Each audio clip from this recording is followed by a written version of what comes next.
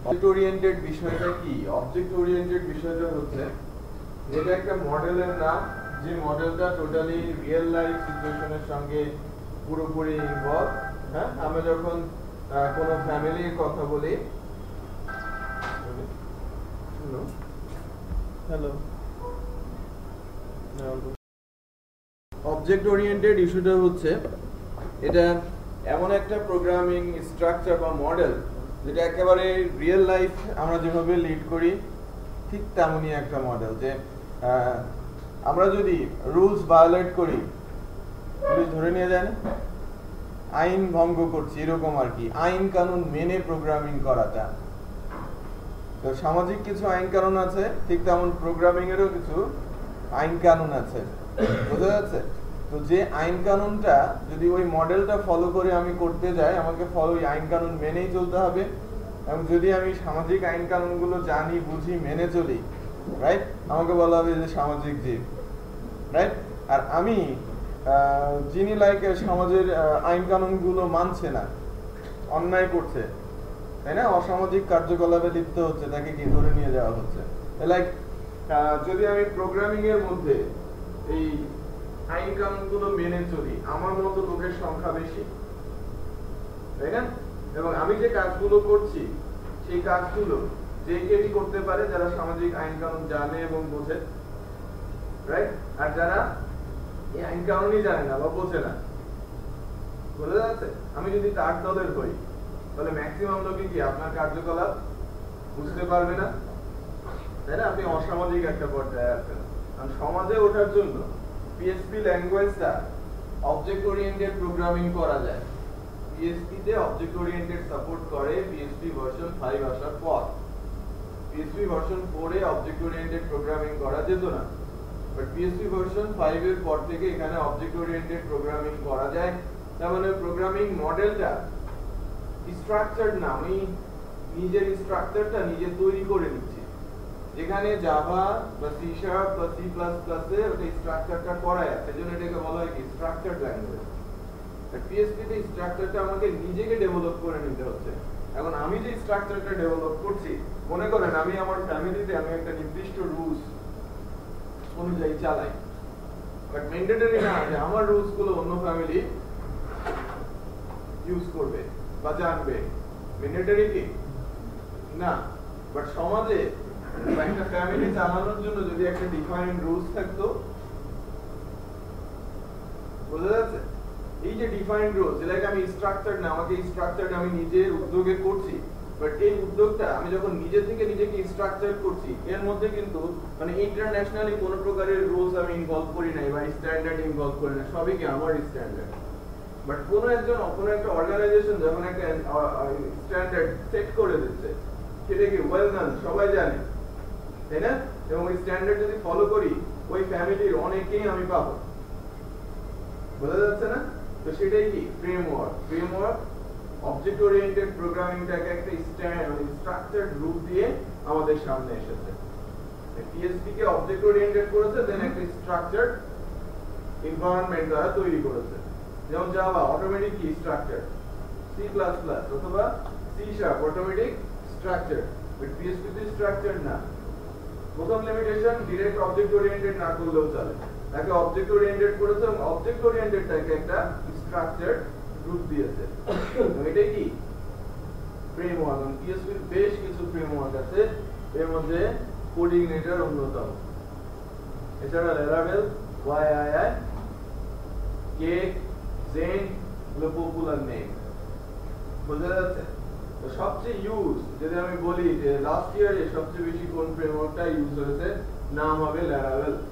But এটা খুবই নতুন একটা ফ্রেমওয়ার্ক, বলা কঠিন যে এটা অনেক ভালো একটা ফ্রেমওয়ার্ক। বলা যেতে পারে সবচেয়ে বেশি ইউজ করা ফ্রেমওয়ার্ক লাস্ট ইয়ারে। বাট এটা যখন একটু ইজি হতে থাকবে, যে লাইক এটা দিয়ে হয়তো প্রজেক্ট তৈরি হচ্ছে, বাট এই প্রজেক্টের সাস্টেনেবিলিটি বা লংজিবিলিটি কতটুকু সেটা টের পাওয়া যাবে 2-4 বছর পর। বুঝতে পেরেছি? তো 2-4 বছর পরে কিন্তু ডিসিশন নেওয়া যাবে যে ল্যারাভেল কতটুকু ভালো ফ্রেমওয়ার্ক বা ওয়াইআইআই কতটুকু better framework. Best PHP framework Zend framework. এটা একটা হেভিওয়েট বিগিনারসদের জন্য না, এবং এটা অনেক বেশি কি সিকিউর টাইপ, তো সিকিউর টাইপের, রাইট? তো এটার use 1.5% only last year statistic, 25% use হচ্ছে Laravel, সেকেন্ড পজিশন আছে কোডিনেটর, ইউজ হচ্ছে অ্যারাউন্ড 8%, ওকে? বাট এটা সবচেয়ে পুরনো ফ্রেমওয়ার্ক গুলোর মধ্যে একটা, এবং এটা স্টেবল। এটা যে 7% প্রজেক্ট, 100টা সফটওয়্যার প্রজেক্ট যেটা ইউজ হচ্ছে বা 8টা প্রজেক্ট তৈরি হচ্ছে, সেই প্রজেক্টগুলো কি অনেক দিন ধরে কিন্তু ডেভেলপ হচ্ছে, ফ্রেমওয়ার্কটা নিজে অনেক বেশি স্টেবল, এবং ফ্রেমওয়ার্কের নিজস্ব পাথটা, ফ্রেমওয়ার্কের ক্যারিয়ার পাথটা অনেক বেশি স্টেবল। কেউ একজন আসছে খুব দ্রুত উপরে উঠেছে, খুব দ্রুত নিচে নামতে কিন্তু সময় লাগবে না, বাট সে যদি ওই ওয়েটা ধরে রাখতে পারে, তখন আমি বলবো যে না, সে ভালো। যেটা বোঝা যাচ্ছে? তো কোডিনেটর আমাদের দেশে, আমি বলছি না সারা ওয়ার্ল্ডের স্ট্যাটিস্টিক, এখন আসি আমাদের দেশের পার্সপেক্টিভ। আমাদের দেশের পার্সপেক্টিভে Laravel বা YAI চাইতেও কোডিনেটর এবং কেক, এই দুইটা ফ্রেমওয়ার্ক বেশি চলে এখনো, বাট রানিং পিরিয়ডে বেশ কিছু কোম্পানি YAI এবং Laravel এর লোক চাচ্ছেন, রাইট? তারাও কারেন্ট কাজগুলো ক্লায়েন্টের রিকোয়েস্ট অনুযায়ী ওই ফ্রেমওয়ার্কে করতে বাধ্য হচ্ছে। বাট আমি যদি কোনো একটা ফ্রেমওয়ার্ক জানি, লাইক আমি কোডিনেটর জানি, খুব সহজে কেক ধরতে পারবো, Laravel ধরতে পারবো, YAI ধরতে পারবো, এর জন্য আমাকে ম্যাক্সিমাম হয়তো 7 days to 15 days সময় ব্যয় করতে হবে সিনিয়রের সাথে, জুনিয়রের সাথে না, কিন্তু সিনিয়রের সাথে। আমার যারা সিনিয়র, যারা ওই ফ্রেমওয়ার্কে কাজ করছে, তারা আপনাকে গাইড করবে। আমি যদি একটা ফ্রেমওয়ার্ক জানেন, ওটা খুব সহজে, রাইট? আবার আপনি ডিরেক্ট এই ফ্রেমওয়ার্কে কাজ করার সুযোগ পেতে পারেন, আর যদি ভিন্ন ফ্রেমওয়ার্কে কাজ করার সুযোগ আসে, ওটা তো বোনাস, তাই না? আমার জন্য কিন্তু বিপদের কথা না, আমার জন্য কিন্তু এটা বোনাসের কথা, যে আমি নতুন আরেকটা ফ্রেমওয়ার্ক শেখার সুযোগ পাচ্ছি, আমি আমার সিভিতে আরেকটা ফ্রেমওয়ার্ক লেখার সুযোগ পাচ্ছি, যে আমি দুইটা ফ্রেমওয়ার্ক জানি। কারণ ফ্রেমওয়ার্ক বেস ডেভেলপারের দাম র কোডিং করে বা অবজেক্ট ওরিয়েন্টেড PHP প্রোগ্রামিং যারা করে, তাদের তুলনায় বেশি।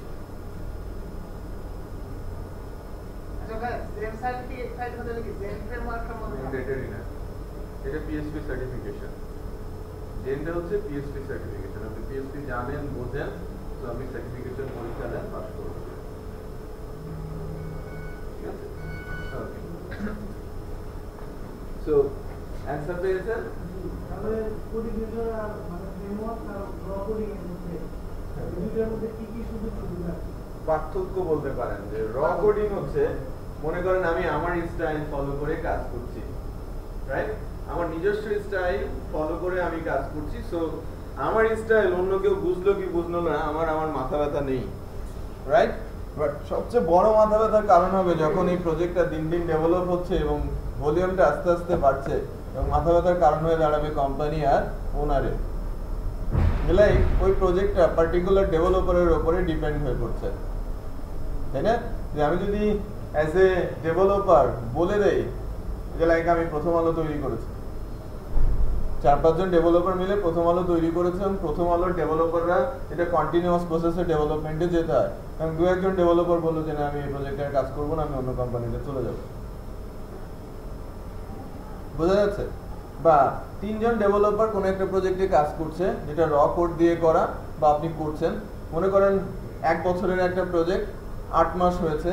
আমি যদি বলি 8 মাসে কত লাইনের কোড হতে পারে, আমরা যদি নর্মাল একটা স্ট্যাটিস্টিক্স ধরি যে একজন ডেভেলপার প্রতিদিন মাত্র 200 লাইনের কোড লিখে, তাই না? 3 জন ডেভেলপার প্রতিদিন 600 লাইনের কোড লিখবে, এর মিনিমাম অ্যামাউন্ট আমি ধরছি। তো যদি 20 দিনও সে কাজ করে, তাই না? 6 দুগুণে 12,000 লাইনের কোড প্রতি মাসে হচ্ছে, তাই না? এখন 8 মাস পর 96,000, প্রায় 1 লাখের কাছাকাছি লাইন অফ কোড সেখানে হয়ে গেছে। এখন যদি ওখান থেকে একটা বা দুইটা ডেভেলপার চলে যাওয়ার চেষ্টা করে বা চলেই যায়, ওই প্রজেক্ট কি 12 মাস পরে শেষ হবে? কারণ আমি তো বুঝি না, তার নিজস্ব স্ট্যান্ডার্ডে সে কাজ করেছে। কাউকে যদি ওখানে বসিয়ে দেওয়া হয়, তাকে র কোডিং বুঝতে হবে এবং বুঝে ওই কোডটা পরবর্তীতে এগিয়ে নিতে হবে। এখন আপনি নিজেই খেয়াল করবেন যে যখন আপনার কোড আপনি লিখছেন, 7 দিন পরে আপনার কোড আপনিই বোঝেন কিনা, যদি সেটা স্ট্যান্ডার্ডে না থাকে। অন্যের কোড আপনি বুঝবেন যে লাইক আমি যদি কোনো ডেভেলপারকে কোনো পানিশমেন্ট দিতে চাই, সবচেয়ে বড় পানিশমেন্ট হচ্ছে কারো কাজের উপরে কাজ করতে লাগিয়ে দেওয়া কোম্পানিতে। আমি তাকে পানিশমেন্ট দিব, সে একটা কাজ করেছে ওটা মুছে দিয়ে একটা পার্ট মুছে দিয়ে বলবো যে ওটা তুমি করো, এর চেয়ে বড় পানিশমেন্ট সে কিন্তু আর পাবে না। বোঝা যাচ্ছে? তো অনেক কঠিন একটা জব, তো ওই জায়গাতে অনেকে বসতেই যায় না। যে আপনি যদি কাউকে জবে ডাকেন এবং বলেন যে না এই অবস্থায় কাজ করতে হবে, আপনি এমপ্লয়ি খুঁজে পাবেন না। ওই এমপ্লয়ি আসলেও 1 মাস পরে থাকবে কিনা সেটা একটা সন্দেহ আছে। বোঝা যাচ্ছে? খুবই কঠিন একটা জব যে কারো কাজের উপরে কাজ করাটা। এখন এখানে রিস্ক থাকে কোথায়? যে কোম্পানি যদি শক্তিশালী হয় আপনাকে ছাড়বে কিনা, আপনার সুযোগ আছে সামনে, ভালো একটা জব পেয়েছেন, আপনি যেতে চাইবেনই, তাই না?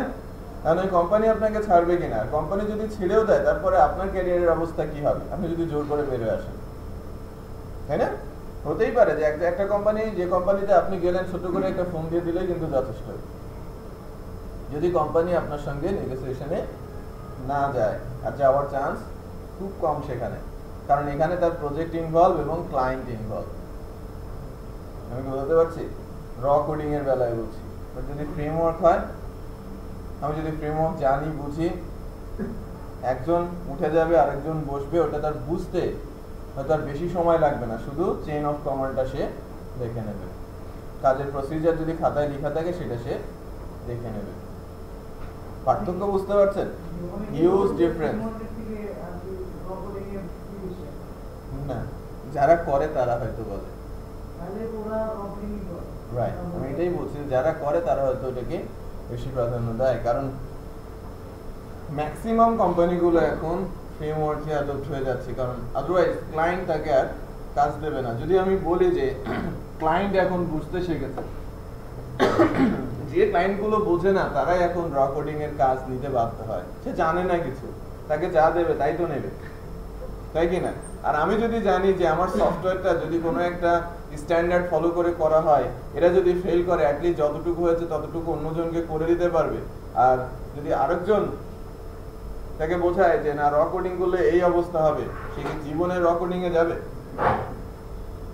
এত টাকা যে এখানে ইনভেস্ট করছে সে রিস্কের মধ্যে কি যাবে বলেন? যাবে না, তাই না? ক্লায়েন্ট যারা বোঝে জানে, বিশেষ করে আমরা ইউএস মার্কেটের কাজ যখন করি, আর এই যে ছোট কাজ লোকাল কাজ যেগুলো আছে, বা যে বাইরের ক্লায়েন্টগুলো কিছুই বোঝে না, তারা শুধু র কোডিং এর কাজ করে যদি পিএসপি তে হয়, আর যারা জানে বোঝে তারা ডিফাইন করে দেয় যে ফ্রেমওয়ার্ক দিয়ে করে দিতে হবে। বিষয়টা বোঝা যাচ্ছে? আবার কোম্পানিগুলো কোনো ক্লায়েন্ট না বললেও, বিশেষ করে যারা মিড লেভেল কোম্পানি বা যারা গ্রোন আপ কোম্পানি, তারা কিন্তু এখন নিজেদের সেফ রাখার জন্য কোম্পানি ক্লায়েন্ট কিছুই বলে না, সে ওটাকে ফ্রেমওয়ার্ক দিয়ে করে দিচ্ছে, কারণ কোম্পানি সেফ থাকতে হবে না। হ্যাঁ, সে রোটেশন প্রসেসে যেতে পারে যদি ডেভেলপার্সটা কি ফ্রেমওয়ার্ক জানা হয়। কোনো ডেভেলপার একটা প্রজেক্ট নিয়ে আমাকে কিন্তু খাবি খাওয়াতে পারবে না, দ্যাট মিনস কোম্পানির মালিককে খাবি খাওয়াতে পারবে না যে না আমি গেলাম তুমি বাড়াও, আমি গেলাম তুমি বাড়াও, এটা করতে পারবে না। আমি রোটেশনে যাবো তাকে, সে ফ্রেমওয়ার্কের কাজ জানে, আমি আজকে ওখানে করাচ্ছি, 1 মাস এখানে করাচ্ছি, 2 মাস আরেকটা প্রজেক্টে করাচ্ছি, রাইট? এটা কিন্তু করতে পারবো। বাট যদি র কোডিং প্রজেক্ট হয়, তাহলে একটা প্রজেক্ট সে যদি 10 বছরের হয়, 10 বছর ওখানে থেকে বসে রাখতে হবে, কারণ ওই প্রজেক্টটা বোঝে। সেটা বুঝতে পারছেন? সো পার্থক্য হিউজ, এবং আরো অনেক কিছু ইনভলভ এখানে, রাইট? সিকিউরিটি মেজার আছে, আমি যদি ভালো ডেভেলপার না হয় আমি সিকিউরিটি দিতে পারবো না, যেটা ফ্রেমওয়ার্কের সিকিউরিটি দেয়া আছে, ঠিক আছে? রিলায়েবিলিটির একটা বিষয় আছে, সফটওয়্যার রিলায়েবিলিটি। ফ্রেমওয়ার্ক যে ধরনের মানে যে স্ট্রাকচার, ও যতটুকু রিলাই করা যায়, আমি র কোডিং দিয়ে করলে এটাকে অত বেশি রিলাই করতে পারবো না। সো অনেক ইস্যু এখানে ইনভলভ। সো আমরা আমাদের কাজে একটু আগানোর চেষ্টা করি। পেছনের কাজ, এই কথাগুলো আমাকে বলতেই হলো, এটা একটু আগের দিক থেকে বলে নিলাম, তাই না? যে আমরা যখন ফ্রেমওয়ার্কের কোর্স ক্লাসে ঢুকবো তার আগে আগে কিন্তু এর ডিটেইল একটা আলোচনা আসবে যে কেন ফ্রেমওয়ার্ক। সো তার অ্যানসারটা অ্যাট লিস্ট পাওয়া গেছে।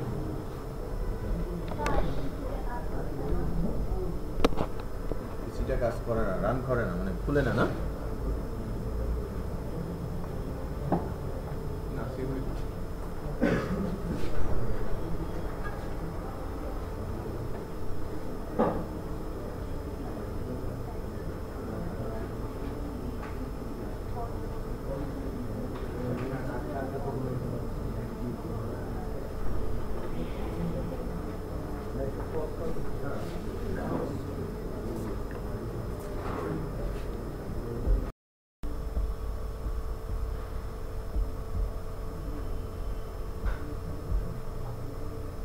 আমরা কি নামে ফোল্ডার করেছিলাম? এই যে এটা না, টিটিপিএসপি জানুয়ারি। শিরিন ওনাকে বুঝিয়ে দিয়েছেন? ধরতে পারছে?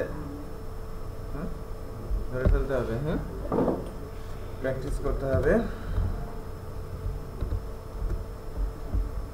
ডে 2 এর সবগুলো কোড আমি নিচ্ছি। হ্যাঁ, ডে 3 তে কন্টিনিউ করব। আমরা ওই ফর্মটা দেখার চেষ্টা করব, দেন আমরা সিএসএস বেসিকটা আলোচনা করব। বাট এইচটিএমএল এর ফর্মটা অত্যন্ত ইম্পর্টেন্ট। এখানে কিছু এলিমেন্টও দেখাবো, HTML5 এলিমেন্ট কিছু অ্যাড হয়েছে, অ্যাট্রিবিউট ভ্যালু কিছু অ্যাড হয়েছে আর কি, সেই বিষয়গুলো দেখানোর চেষ্টা করব।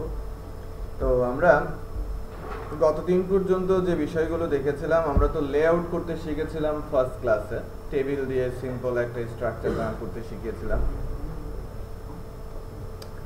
গত দিনের ক্লাসে। দ্যাট মিনস এই যে স্ট্রাকচারটা দাঁড় করতে শিখেছিলাম। তারপরে গত দিনের যে ক্লাস হয়েছে এর মধ্যে কিভাবে প্যারা তৈরি করতে হয়, হেডার তৈরি করতে হয়, ভেতরে টেক্সট বোল্ড করতে হয়, আন্ডারলাইন কিভাবে হয়, ইটালি কিভাবে হয়, মার্ক কিভাবে করতে হয়, ঠিক আছে, তারপরে লিস্ট কিভাবে করতে হয়, অ্যাব্রিভিয়েশন আমি কিভাবে দিব, এই বিষয়গুলো আমরা কন্টেন্ট রিলেটেড শিখেছি।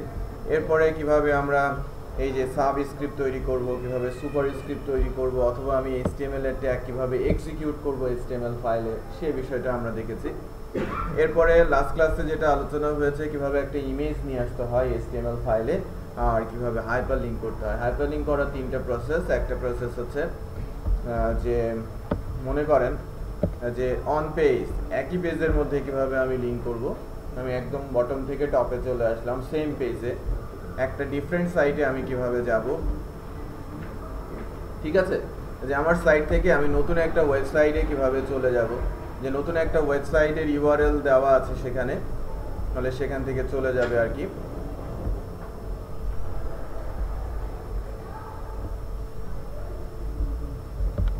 যে এরর পাচ্ছে আর কি, আমাদের ইন্টারনেটটা আমার কাছে নেই। আচ্ছা, এবার দেখে আসে কিনা। হ্যাঁ, চলে আসছে, তাই না? একটা ডিফারেন্ট একটা ওয়েবসাইট, আমি এখান থেকে তালা ট্রেনিং এ ক্লিক করেছি, সো তালা ট্রেনিং এর ওয়েবসাইটটা আসে। নতুন ট্যাবে কিভাবে খুলবে তার একটা অ্যাট্রিবিউট দিয়ে দেখেছি। আর লাস্ট যেটা দেখেছিলাম হাইপারলিংক, আমরা দুইটা পেজ তৈরি করেছি, দুইটা পেজের ভেতরে কিভাবে হাইপারলিংক হচ্ছে, এই বিষয়গুলো লাস্ট ডেতে আলোচনাতে ছিল। আজকে আমরা যেটা করব যে আমি আরেকটা লিংক কিভাবে তৈরি করব এবং আরেকটা পেজ কিভাবে তৈরি করে লিংক করে ওই পেজটাতে যাব, দেন ওই পেজের ভেতরে কিভাবে আমরা ফর্ম তৈরি করব। ফর্ম বলতে বোঝায় যে আমি ফেসবুকে যদি রেজিস্ট্রেশন করতে যাই, আমাকে একটা ফর্ম ফিল আপ করতে হয়, বলে first name, last name, email address, password, address, তারপরে ডেট অফ বার্থ, এগুলো দিতে বলে না, দিয়ে সেভ বাটন প্রেস করতে বলে, দেন ওই ডাটাগুলো কোথাও একটা জায়গায় গিয়ে স্টোর হয়, তাই না? তো HTML দিয়েই কিন্তু এই ফর্মগুলো হয়। আর ফর্মগুলো সুন্দর করার দায়িত্ব অ্যাকচুয়ালি CSS নেয়, যে আপনি CSS দিয়ে ফর্মগুলোকে সুন্দর করতে পারেন, বাট এই ট্যাগগুলোই কিন্তু ইউজ করা হবে যখন আমরা কোনো ফর্ম তৈরি করব। HTML এর এই ট্যাগ ছাড়া কোনো গতি নাই কিন্তু, রাইট? তো আমাদের HTML এর ট্যাগগুলো ইউজ করতে হবে। সো কিভাবে একটা ইনপুট বক্স তৈরি করতে হয়, কিভাবে ইমেল বক্স তৈরি করতে হয়, কিভাবে পাসওয়ার্ড বক্স তৈরি করতে হয়, কিভাবে একটা টেক্সট এরিয়া তৈরি করতে হয়, কিভাবে একটা রেডিও বাটন বা চেক বক্স বা ড্রপ ডাউন লিস্ট বা বাটন কিভাবে করতে হয়, কিভাবে একটা ডেট ফরম্যাট বা আপনি ক্লিক করলে একটা ডেট ক্যালেন্ডার চলে আসলো, এটা কিভাবে করতে হয়, সেই বিষয়গুলো আমরা আজকে এই ফর্ম এলিমেন্ট ইউজ করার মাধ্যমে দেখবো আর কি। তো ফার্স্ট টাস্ক আমাদের একটা নতুন পেজ তৈরি করা। তো হয়েছে কোড কপি, ক্লাস মিস করে যাবে না।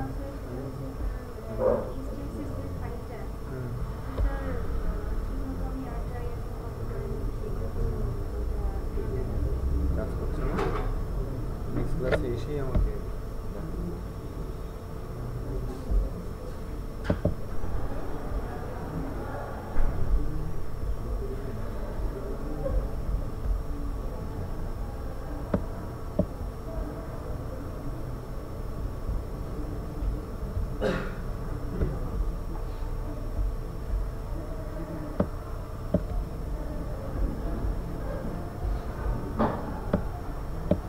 দেখেন, আমি যদি কোনো একটা পেজ নতুন করে নিতে চাই, আমি গতদিন যে কাজটা করেছিলাম যে আমাদের যে ইন্ডেক্স পেজটা ছিল, ইন্ডেক্স পেজটা সেভ অ্যাজ করে আমি অ্যাবাউট আস নামে একটা পেজ তৈরি করে নিয়েছিলাম, তাই না?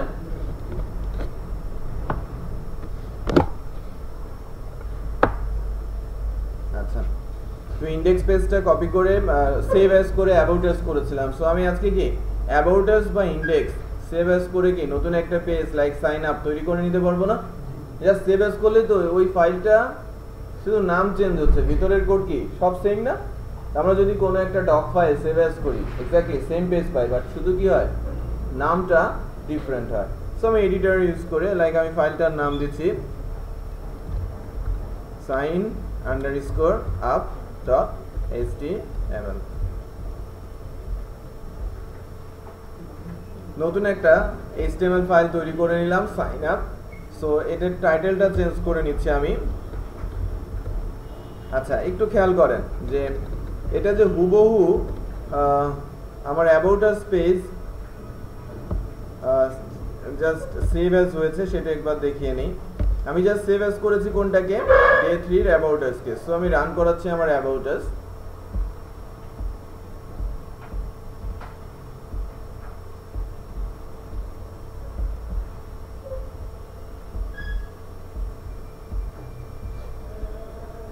দেখেন এটা আমার অ্যাবাউট আস ফাইল। আবার আমি যদি আমার সাইন আপ ফাইলটাকেও রান করাই, সাইন আপ ক্লিক করলে সাইন আপটাও রান হচ্ছে, একদম হুবহু না, জাস্ট সেভ অ্যাজ করে নিয়েছি। এখন এই টাইটেলটা চেঞ্জ করে নিব, কন্টেন্ট চেঞ্জ করে নিব, রাইট? হ্যালো ওয়ালাইকুম আসসালাম, আমি ফয়সাল, বলেন। হ্যাঁ ক্লাসে ইউনাইটেড 8:30 পর্যন্ত। ঠিক আছে,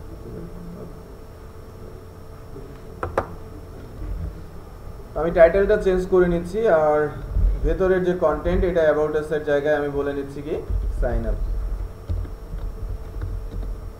লাইক সাইন আপ। হ্যাঁ, আর এর নিচে একটা হরিজন্টাল লাইন দিয়ে দিচ্ছি। হরিজন্টাল লাইনের জন্য কি লিখতে হয়? HR/। ওকে,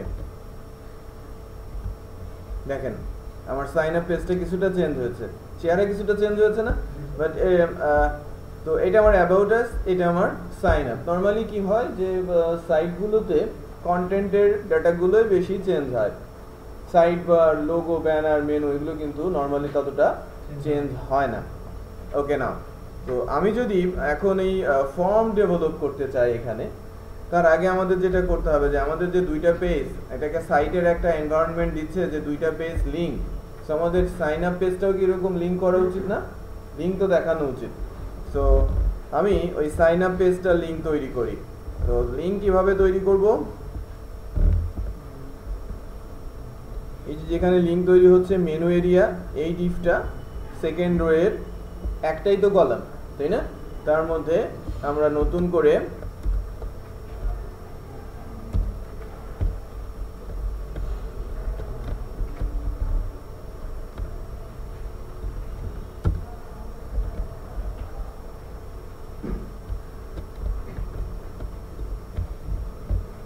লিঙ্ক তৈরি করছি, এটার নাম দিচ্ছি সাইন আপ।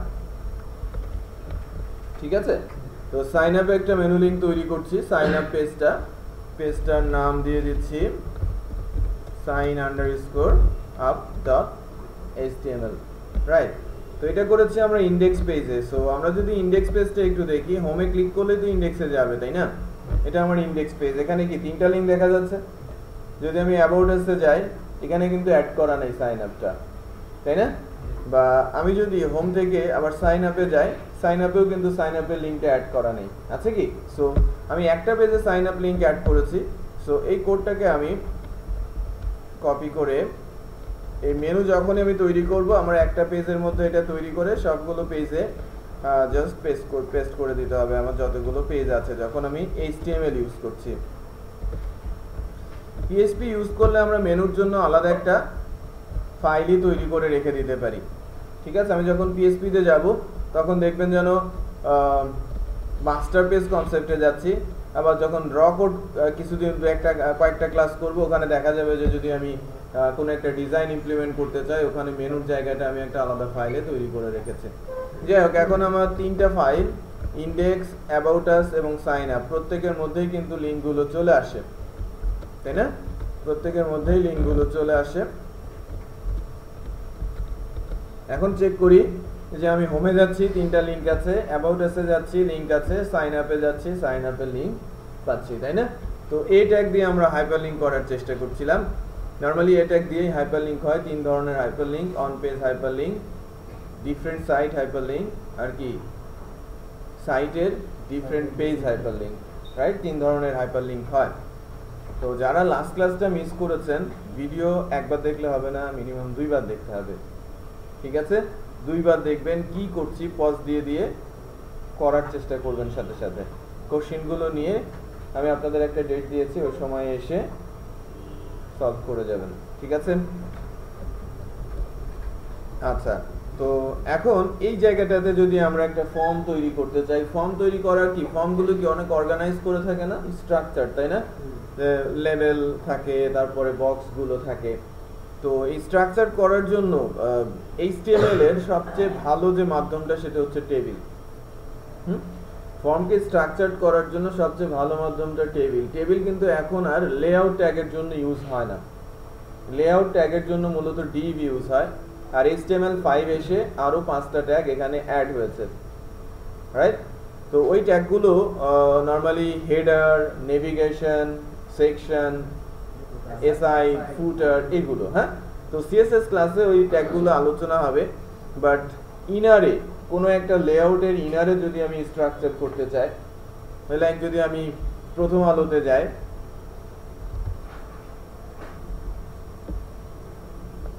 মনে করেন স্ট্রাকচারটা, আউটার লেআউটটা ডিপ বেস, রাইট? আউটার লেআউটটা ডিপ বেস। তো এখানে যদি আমি ইনার বলি, যে এটা যদিও হয়তো ডিপ বেসডই করেছে, বাট আমি যদি মনে করি যে আমার লেআউটটা ডিপ বেস, বাট ভেতরে মনে করেন এই জায়গা থেকে এই যে এই স্ট্রাকচারটা 1টা 2টা 3টা 4 5 6, এই যে এই জায়গাটুকু আমি যদি ধরে নিই, এটা যদি একটা টেবিলের কনসেপ্টে যায়, এখানে কি 2টা রো এবং তার 3টা কলাম আছে, সমান সমান, তাই না? আমি এটা ডিপ দিয়েও করতে পারি, আবার কি টেবিল দিয়েও করতে পারি। টেবিল যেহেতু ফিক্সড, এটা ভেঙে যাওয়ার চান্স একেবারেই নেই। সো ইনার লেআউট যদি স্ট্রাকচার করতে হয়, তখন ভেতরে কিন্তু ডিভ এর জায়গায় বা আদার্স ট্যাগগুলোর তুলনায় টেবিল ট্যাগটা বেশি ইউজ হয়ে থাকে, রাইট? যদি ভেতরের ডাটাগুলো স্ট্রাকচার করতে হয়। সো আমরা যখন কোনো ফর্ম তৈরি করব, আমরা টেবিল ইউজ করতে পারি। তো এখানে আমি টেবিলের ভেতরে কিভাবে টেবিল দিব, তাই না? টেবিলের ভেতরে টেবিল লিখতে হলে অবশ্যই সেটা টিডি ট্যাগের আন্ডারে লিখতে হয়, ওকে? তো আমরা টেবিল ট্যাগের মধ্যে একটা টিডি ট্যাগ দিচ্ছি, সেই টিডি ট্যাগের মধ্যে টিডি ট্যাগ দেওয়া আছে সাইন আপ, এর ভেতরে একটা টেবিল তৈরি করার চেষ্টা করব। একটু খেয়াল করেন, টেবিল তো এভাবে লিখে দেন টিয়ার দেন টিডি, তাহলে কমপ্লিট হলো আমাদের একটা টেবিল ট্যাগ। এখন এটা যদি একটু ভিজিবল করতে চাই, বর্ডার কি হবে 1। যদি আমি দেখতে চাই এই সেলটা হয়েছে কিনা, এই যে ছোট্ট একটা সেলের মতো তৈরি হয়েছে, তাই না? তো যেখানে একটা রো একটা কলাম, তো এখান থেকে যদি আমি এটাকে অ্যালাইন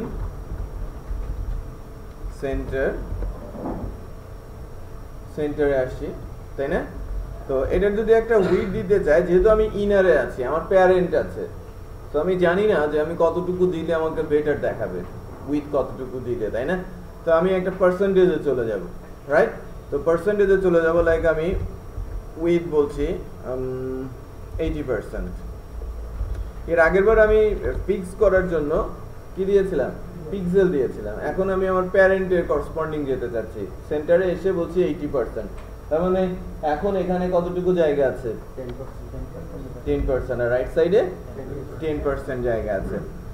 তো আমি যদি বলি যে আমাদের টেবিলটা, এই টেবিলটার হাইটটা তো বেশ, আমরা 1600 করেছিলাম টপ কনসেপ্ট দেখার জন্য, আপাতত আমি এটাকে 16000 করেছিলাম, এটা একটু ছোট করে নিচ্ছি, এখানে এখন এই অবস্থা, ওকে নাও। তো আমি যদি বলি যে এটার হাইট আমার কন্টেন্টের ওপর বেস করে হবে, আমি হাইট মেনশন করছি না, রাইট? আমি হাইট মেনশন করছি না, আমার কন্টেন্ট দিতে থাকবো, মানে রো অ্যাড করতে থাকবো, এর হাইট অটোমেটিক বাড়তে থাকবে। আচ্ছা, তো এখন আমাদের যে কনসেপ্টটা, আমি চাচ্ছি যে টেবিলের 2টা করে কলাম হোক। লেফট কলামে থাকবে হচ্ছে লেভেলটা, রাইট কলামে থাকবে হচ্ছে বক্সটা। এখন বক্স এবং লেভেল, এখানে এই যে 2টা কলাম কিন্তু হয়েছে, এখানে একটা দাগ দেখা যাচ্ছে না, 2টা কলাম হয়েছে। সো ফার্স্ট স্টেপ আমি এখানে লেভেল লেখার চেষ্টা করছি, লাইক বলছি নেম, এটাকে একটু বোল্ড করে নেই, তাই না? লেখাটা একটু বোল্ড করে যেন দেখায় সেই ব্যবস্থাটা করি, নেম। তো এখানে কি হচ্ছে, আমার নেমটা কিন্তু এসেছে, রাইট? আর রাইট যে টিডিটা আছে, রাইট টিডির মধ্যে আমি একটা ইনপুট বক্স বানানোর চেষ্টা করব। ইনপুট বক্সের জন্য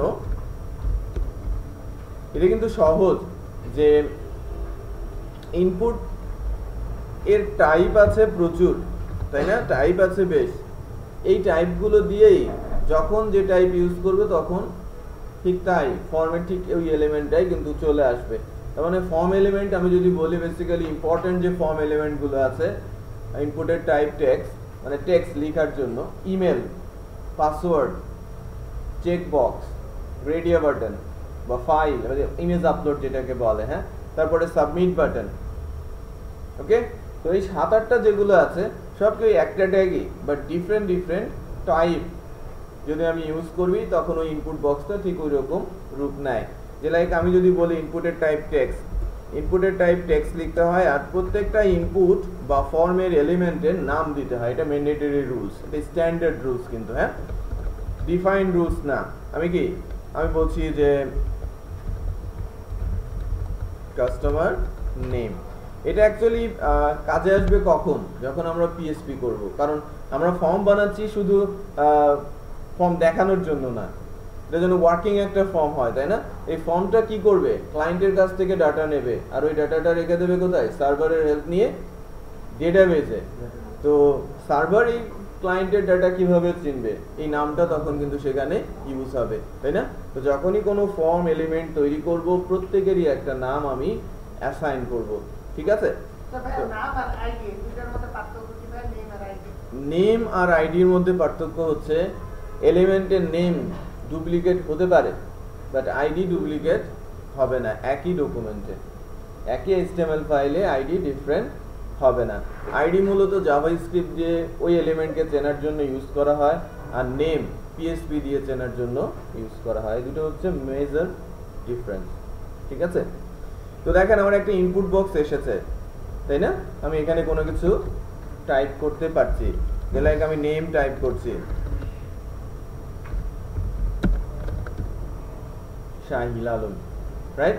আমি এখানে টাইপ করতে পারছি, এটা ইনপুট বক্স। ইনপুটের টাইপটা কি লিখেছিলাম, ইনপুটের টাইপ টেক্সট।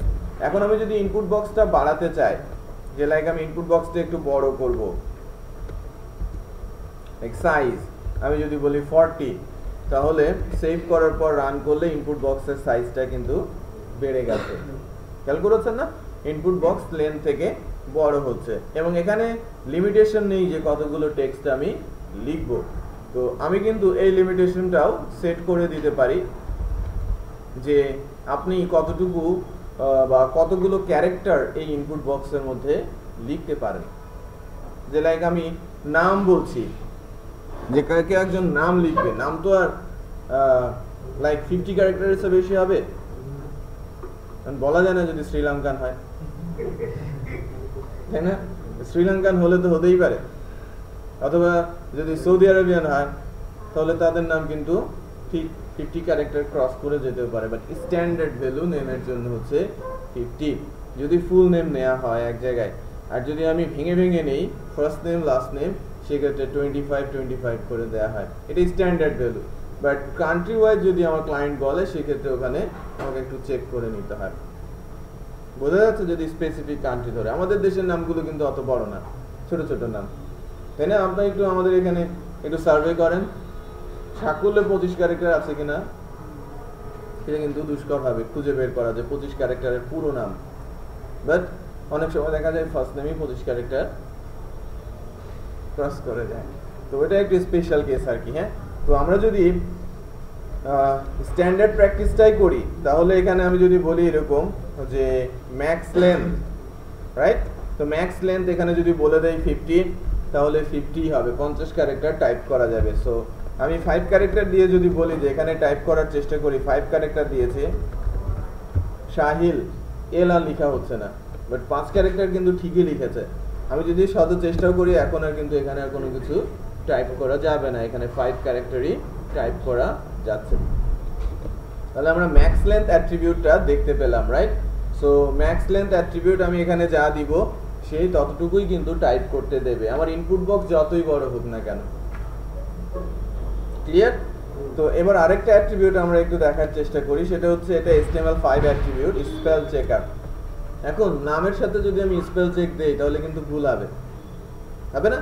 আমি যদি নামের জন্য স্পেল চেক দেই, নাম কিন্তু ডিকশনারিতে নেই, আমি এখানে নাম লিখতে দিচ্ছি, তার মানে এই অ্যাট্রিবিউটটা ইনপুটের টাইপে লেখা যায় বাট অ্যাপ্রোপ্রিয়েট লোকেশন না। আমি যদি এটা হতো যে এরকম যে কোনো কান্ট্রি নাম চাচ্ছি অথবা কোনো সিটির নাম চাচ্ছি, কান্ট্রি তো ড্রপ ডাউনে আসে, কোনো সিটির নাম চাচ্ছি, তখন কিন্তু আমি স্পেল চেকিং দিতে পারতাম, কারণ মেজর সিটিগুলো কিন্তু ডিকশনারিতে আছে। ওকে, তো লাইক আমি যদি স্পেল চেক এখানে ট্রু বলি, একটু খেয়াল করবেন যে শাহিল কিন্তু নামটা নিচ্ছে না, রাইট? আমি যদি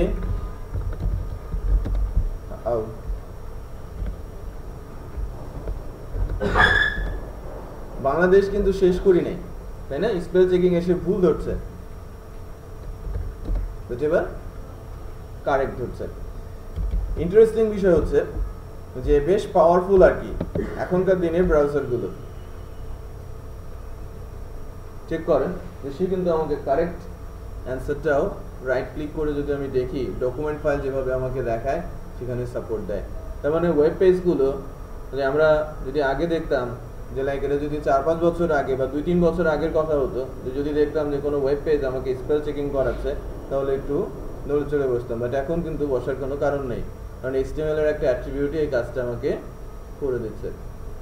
আগে ফেসবুকে ছিল না, এখন হয়েছে, তাই না? কমেন্টস লিখতে যে ভুল করলে স্পেল চেক করে দিচ্ছে, কারণ তারা ওখানে শুধু একটা অ্যাট্রিবিউট বসিয়ে দিয়েছে, স্পেল চেক। সেটা বোঝা যাচ্ছে? বাট আগে কিন্তু নিজে থেকে ডিকশনারি তৈরি করতে হতো, জাভাস্ক্রিপ্ট চেক করতে হতো, যদি কেউ দিতে যেত, ভুল করেও দিত না কেউ, তাই না? বা অনেক কাজ সেখানে তার বিহাইন্ডে করতে হতো। সো স্পেল চেক ট্রু এটা আপনারা বসাবেন লাইক অ্যাড্রেসের জন্য, অ্যাড্রেস যে আপনি টেক্সট এরিয়া সেখানে আপনি স্পেল চেকে আসতে পারেন, আপনি যে কান্ট্রি টেক্সট বক্স দিচ্ছেন সেখানে স্পেল চেকিংয়ে আসতে পারেন, বাট নেম বা ইমেল অ্যাড্রেস বা পাসওয়ার্ড যে বক্সগুলো হবে সেখানে কিন্তু স্পেল চেকটা দেয়া অ্যাপ্রোপ্রিয়েট লোকেশন না। আচ্ছা, আমরা আরো একটা অ্যাট্রিবিউট দেখছি। কিছু অ্যাট্রিবিউট আমি কিন্তু প্রত্যেকটা ট্যাগের জন্য এভাবে অ্যাট্রিবিউট আলোচনা করব না, পরে কিন্তু জাস্ট লিখে যাব। এখন আমি ইম্পর্টেন্ট অ্যাট্রিবিউটগুলো আলোচনা করছি একটা ফর্ম এলিমেন্টের। HTML5 এর আরো একটা অ্যাট্রিবিউট আমি যদি বলি যে লাইক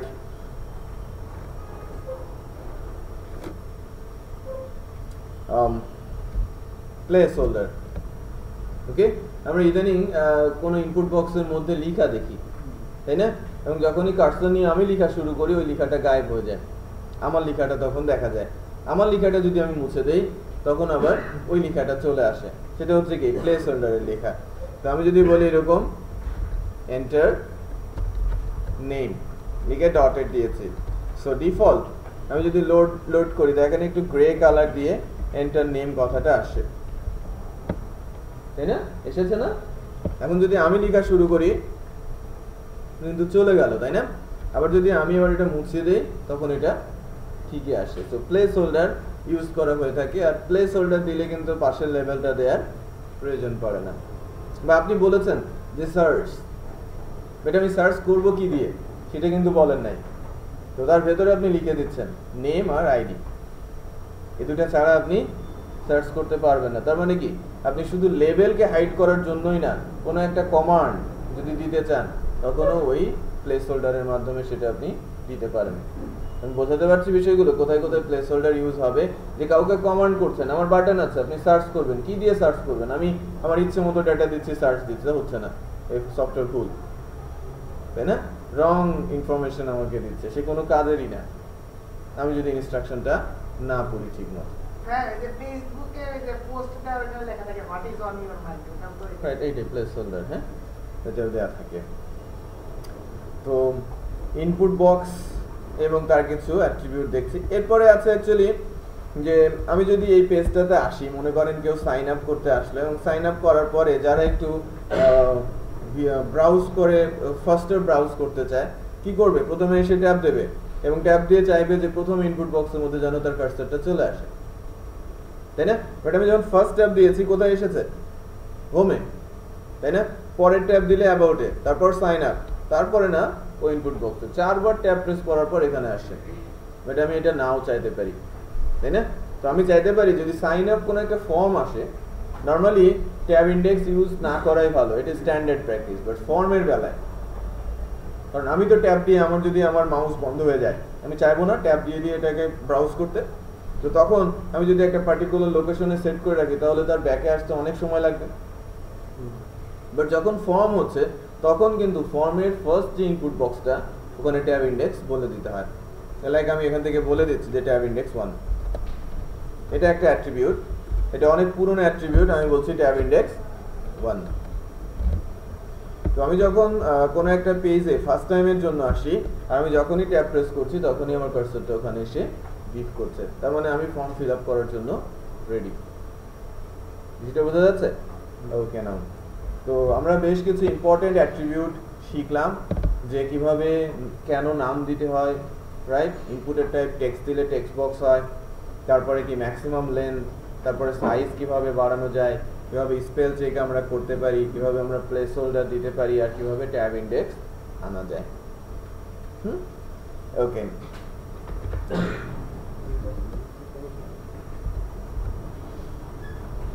ডিসেবলড আমি যদি বলি লাইক ডিসেবলড সিম্পলি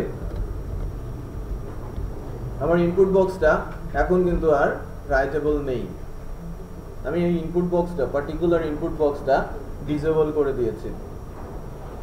অনেক সময় সফটওয়্যার ইমপ্লিমেন্টেশনের ক্ষেত্রে লাইক এডিট করতে যাচ্ছেন, ইমেলটা ডিসপ্লে করছে বাট এডিটেবল না, ওর ভেতরে ডাটাটা দেখা যাবে ইমেল অ্যাড্রেস লেখা, বাট এটা কি ডিসেবল অবস্থায় আছে। কোনো একটা বক্স কখন আপনি ডিসেবল করবেন, ডিসেবল ইকুয়াল দিয়ে আপনি ডিসেবল লিখতে পারেন অথবা ডিরেক্ট এভাবে ডিসেবল লিখে দিলেও হবে, বোঝা যাচ্ছে? অথবা ডিসেবল ইকুয়াল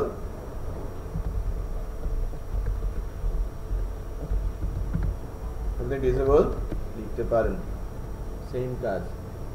ওকে, কোনো একটা বক্স হয়তো ভ্যালু ডিসপ্লে করবে বাট এটার এডিট করা যাবে না। ওকে, সো আমি ডিসেবল করে দিতে পারছি, বাট আমার এই বক্সটা তো আর ডিসেবল থাকবে না, তাই না? আদারওয়াইজ তো লিখতেই পারবে না, আমি নামই লিখতে পারছি না। সো ডিসেবল অ্যাট্রিবিউটটা আপনারা প্র্যাকটিস করবেন। নাও পরের এলিমেন্টের দিকে আমি যাওয়ার চেষ্টা করছি।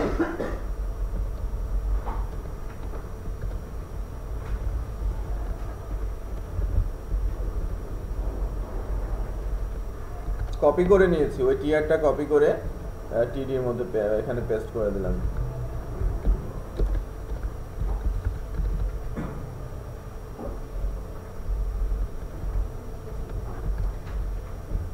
এডিটরও স্পেলিং চিনে, খেয়াল করেছেন? হ্যাঁ, একটু ভুল হয়ে গেছে। কোথায়? টেবিলে টি এর নাম বসে টেবিলে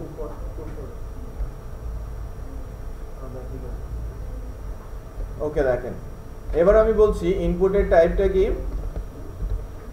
আমি যখন ইমেল অ্যাড্রেস দিতে যাচ্ছি ইনপুটের টাইপ ইমেল, এখানে বেশ কিছু টাইপ আছে, আপনারা একটু সবাই লিখে নিতে পারেন কোন কোন টাইপগুলো HTML5 এর, এবং HTML5 এর অ্যাট্রিবিউটগুলো একটা লিমিটেশন হচ্ছে সবগুলো ব্রাউজারে সমানভাবে সাপোর্ট করে না।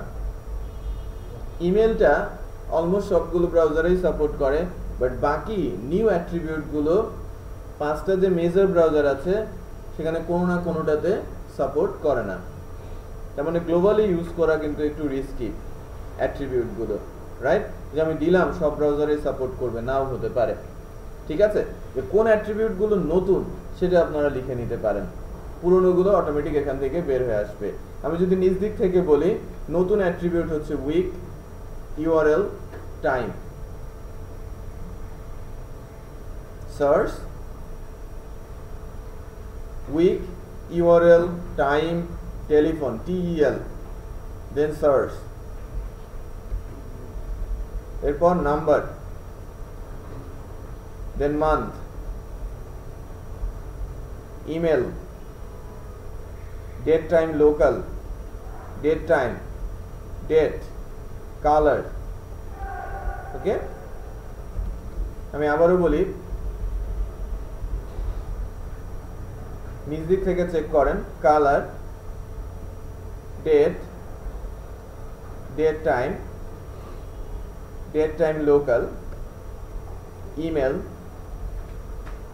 Month, number, search, TEL, time আর ইউআরএল, সাথে সবার শেষে উইক। মানে সবার উপরে আমি বলেছিলাম কি উইক। সবচেয়ে পোর অবস্থায় আছে টাইম। অলমোস্ট সকল ব্রাউজারই এটাকে সাপোর্ট করে না। এখন করে কিনা সেটা আপনার W3 Schools থেকে চেক করে নিতে পারেন যে কোনো লেটেস্ট ব্রাউজার এটাকে সাপোর্ট দিচ্ছে কিনা, রাইট? এই অ্যাট্রিবিউটটা অলমোস্ট কেউই সাপোর্ট করে না। তো আমরা একটা সময় ওই অ্যাট্রিবিউটগুলো চেক করে দেখার চেষ্টা করব। আমরা ইমেলটা HTML5 অ্যাট্রিবিউট ভ্যালুগুলোর মধ্যে ইনপুট টাইপ অ্যাট্রিবিউটের ভ্যালুগুলোর মধ্যে ইমেলটা সবগুলো ব্রাউজারই সাপোর্ট করে। তার মানে আপনি ইমেল ইউজ করতে পারেন। তো নেমটা আমি বলছি email address, max length standard বলছি ইমেলের জন্য স্ট্যান্ডার্ড ম্যাক্স লেন্থ 100। ওকে, স্ট্যান্ডার্ড ম্যাক্স লেন্থ 100। আর প্লেস হোল্ডার যদি আপনি রাখতে চান, স্পেল চেক এখানে কিন্তু অ্যাপ্রোপ্রিয়েট না, কারণ ইমেল অ্যাড্রেস কখনো স্পেল চেকিং থ্রু আসবে না, রাইট? তো এখানে আমি ম্যাক্স লেন্থ 100 সেট করেছি, যেটা স্ট্যান্ডার্ড। এখন এখানেও কিন্তু টাইপ করা যাচ্ছে, তাই না? এখানেও টাইপ করা যাচ্ছে না? সো টাইপ এখানেও হচ্ছে, বাট পার্থক্য কি? আসেন, পার্থক্যটা কি?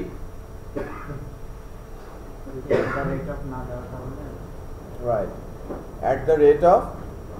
এখানে দেখেন যে আমি এখানেও টাইপ করছি, এখানেও টাইপ করছি, বাট এখান থেকে যদি এখানে কার্সরটা আমি নিয়েছি, তখন কি হচ্ছে? এটা রেড মার্ক দিয়ে দিচ্ছে আমাকে। কারণ হচ্ছে যে এটা ইমেল অ্যাড্রেসের ফরম্যাট হয় নাই, তাই না? আমি যদি আমার ইমেল অ্যাড্রেস topu1826@gmail.com, তো আমি যদি এতটুকু লিখি, এটা কি ইমেল অ্যাড্রেসের ফরম্যাট?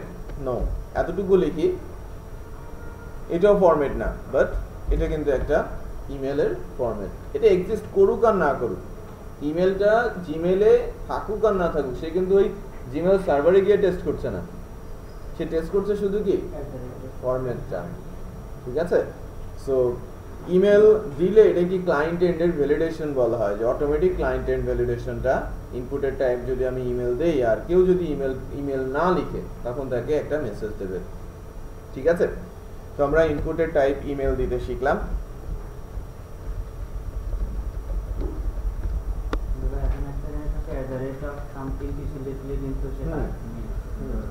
ওইটাই নিয়ে নেয়। ঠিক আছে? এখানে কম বা আদার্স এটাও চেক করে না। ঠিক আছে, এটাও চেক করে না, বাট এতটুকু হলেই কিন্তু যথেষ্ট হয়। তাকে আপনি ইমেলের স্ট্রাকচারের দিকে নিয়ে যাচ্ছেন।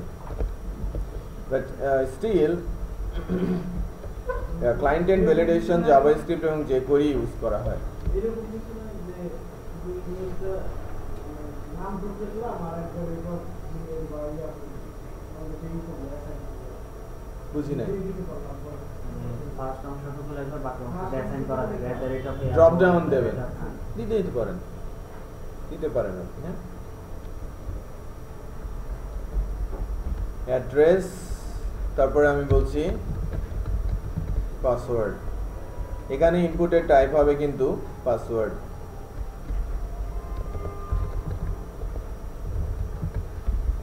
নেমটা কি হবে? মিনিংফুল দিতে হয়, হ্যাঁ। আর পাসওয়ার্ডের জন্য লেন্থ ফিক্স করার দরকার নেই, ঠিক আছে। পাসওয়ার্ডের জন্য লেন্থ স্ট্যান্ডার্ড কোনো লেন্থ নেই। আচ্ছা, এখন পাসওয়ার্ড ইনপুটের টাইপ দেওয়াতে এটা ডটের চলে আসছে, তাই না? আমি যদি পাসওয়ার্ড না দেই তাহলে কি হবে? ভিজিবল হবে। আমরা নর্মালি কি দেখি? ডটেড দেখি, হ্যাঁ, ডটেড দেখি। হ্যালো, ক্লাস শেষ হয়ে আসবে, 8:30 শেষ হয়ে যাবে।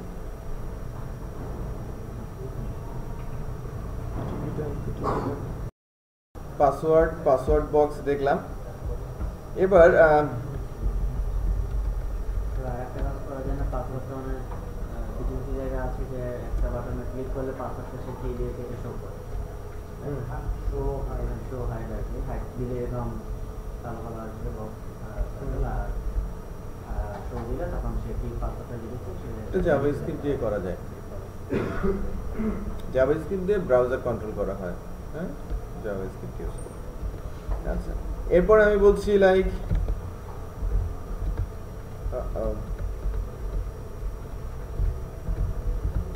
Mobile number. এখন এখানে আপনি ইনপুটের টাইপ নাম্বার ইউজ করতে পারেন, বাট যখনই নাম্বার ইউজ করবেন তখন কিন্তু আর এখানে অ্যাট্রিবিউট হিসেবে সাইজটা দেয়া যাবে না। আর নেম আমি যখন দিচ্ছি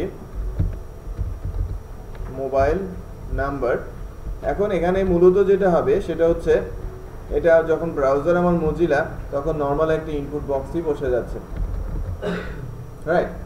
নাম্বার একটা ইনপুট বক্সই বসে, কোনো কমান্ডও আমাকে দিচ্ছে না, তাই না? আমি যে ভুল করেছি এখানে স্ট্রিং লিখেছি সেটাও কিন্তু বলছে না। তার মানে সে এই অপারেটরটা মানে এই অ্যাট্রিবিউটটা চিনে না, নাম্বার অ্যাট্রিবিউটটা মজিলা ব্রাউজার চিনে না, বাট ক্রম ব্রাউজার কিন্তু এটা চিনতে পারে।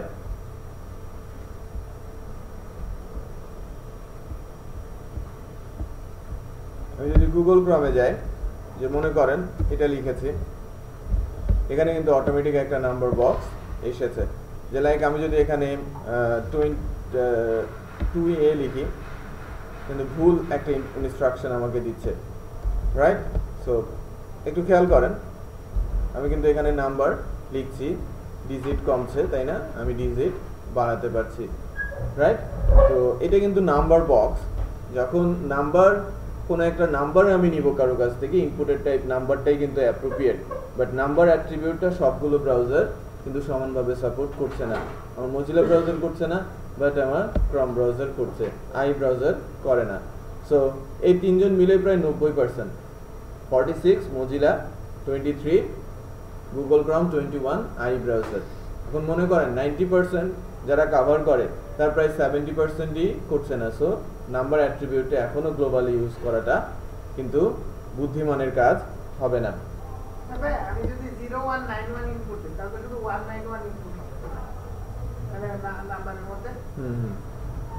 আচ্ছা, এবার আমরা আরেকটা অ্যাট্রিবিউট দেখি, যে লাইক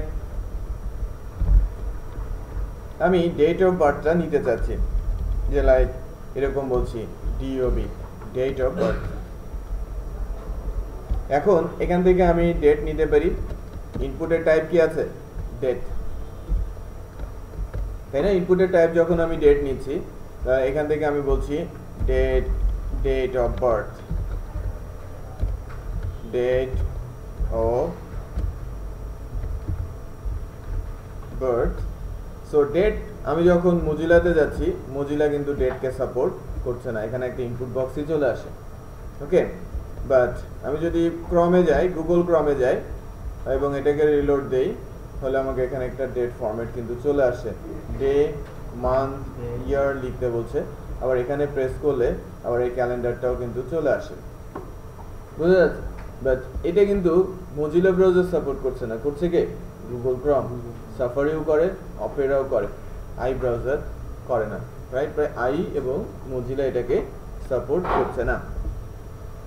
এবং অ্যাট্রিবিউটগুলো, কোন অ্যাট্রিবিউট কোন ব্রাউজার সাপোর্ট করে কোনটা করে না, আমরা কিন্তু W3 Schools থেকে দেখতে পারি। সো আমি বারবার ওয়েবসাইটটার নাম বলছি, আপনারা একবার কিন্তু চেক করে নেবেন কোন ব্রাউজার কোন অ্যাট্রিবিউট সাপোর্ট করে, কোন ব্রাউজার কোন অ্যাট্রিবিউট সাপোর্ট করে না। এবার আমরা আসি পরের অ্যাট্রিবিউট লিস্টে, পরের ট্যাগ লিস্টে, যে লাইক আমি আমাদের এখানে অ্যাড্রেসটা নিব।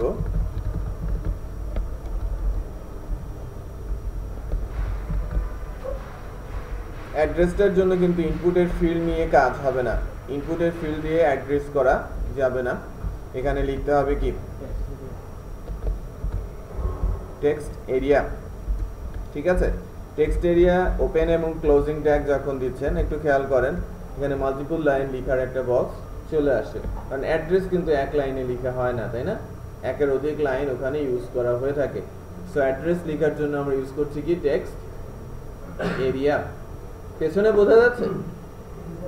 প্রবলেম হলে কিন্তু বলবেন, হ্যাঁ, প্রবলেম হলে বলবেন যদি না বোঝা যায়। সো ইনপুটের টাইপ আমি বলছি টেক্সট, ইনপুটের টাইপ না কিন্তু শুধু একটা ট্যাগ টেক্সট এরিয়া। এখন এর নামটা দেওয়া ম্যান্ডেটরি, নেম হচ্ছে অ্যাড্রেস, বাট আমার এই টেক্সট এরিয়া বক্সটা কিন্তু আমি বড় ছোট করতে চাইতে পারি না? বড় ছোট করে যদি করতে চাই তাহলে এখানে কিন্তু সাইজ নেই, আছে কি রোজ।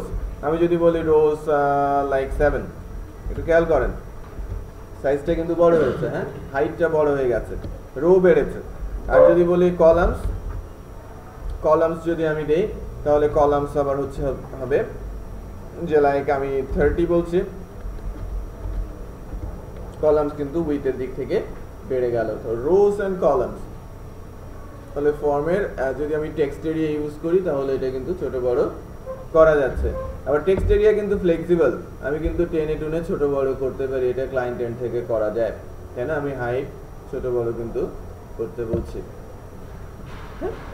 আচ্ছা,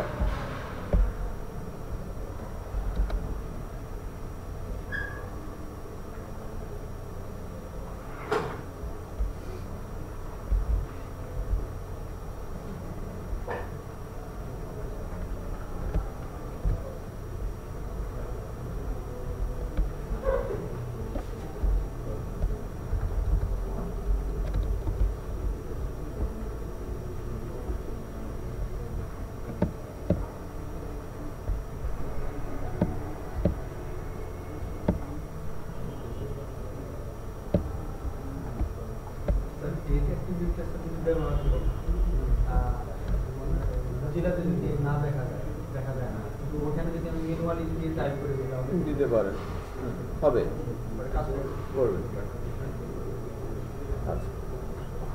আচ্ছা, আমরা টেক্সট এরিয়া দেখলাম, এবার আরেকটা বক্স দেখি।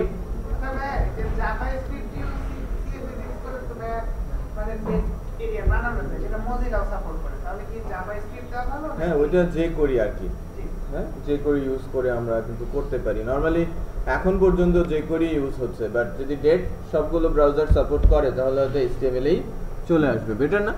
জাভাস্ক্রিপ্ট একটু টাইম কনজিউমিং, টাইম নেবে, আর HTML তো HTML এর ট্যাগ, এটা অটোমেটিক এক্সিকিউট হয়ে যাবে। আচ্ছা, এবার আসছি আমি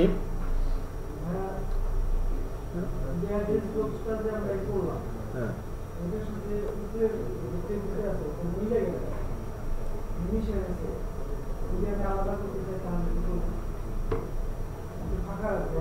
কোথায় মিশে গেছে? নিচে মিশে গেছে, উপরে মিশে গেছে। আচ্ছা, এখানে কিন্তু ম্যাক্সিমামই কিন্তু একই অবস্থা, তাই না? সো টেবিল দিয়ে যদি হয়, আমরা কিন্তু শিখেছিলাম টেবিলের অ্যাট্রিবিউটই আছে সেল প্যাডিং আর সেল স্পেসিং, এটা ইউজ করব। হ্যাঁ, আমরা এখানে যদি ইউজ করি সেল প্যাডিং লাইক 20 না 10 বলি, বেশি হয়ে যায়, সেল প্যাডিং হচ্ছে সবগুলোতে হবে। হ্যাঁ, আমার এখন আমি যখন এটা টেবিল দিয়ে করছি এটা সব জায়গাতেই হবে। এখন যদি আমি এক স্পেসিফিক সিএসএস দিয়ে করি তখন সিএসএস কল করে আমি ওটাকে মার্জিন করে নিতে পারি আমার সেল থেকে, ঠিক আছে? আচ্ছা, তো নিচে যেটা আমরা দেখছিলাম সেটা হচ্ছিল কি অ্যাড্রেস, সেটা না, অ্যাড্রেসের জায়গায় আমরা এখানে বলছি লাইক প্রোফাইল পিকচার।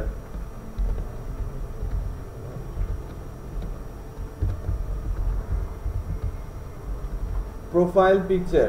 তো আমি যদি এটা দিতে চাই এখানে আসবে কি, এখানে আবার ইনপুটে ফেরত আসি, ইনপুট টাইপ কি হবে, ফাইল। হ্যাঁ, ইনপুটের টাইপ ফাইল দিলে এটা ব্রাউজ বাটন চলে আসবে। আর আমাকে এখান থেকে নেম সেট করে দিতে হবে কি, প্রোফাইল পিকচার। দেখেন চুজ বাটন চলে আসে, আমি এটা ব্রাউজ করে আমি আমার ফাইল ব্রাউজ করে দিতে পারছি, তাই না? আমি ফাইল, আমি এটা প্রোফাইল পিকচার বলছি, আমি যে কোনো ফাইল কিন্তু দিতে পারি।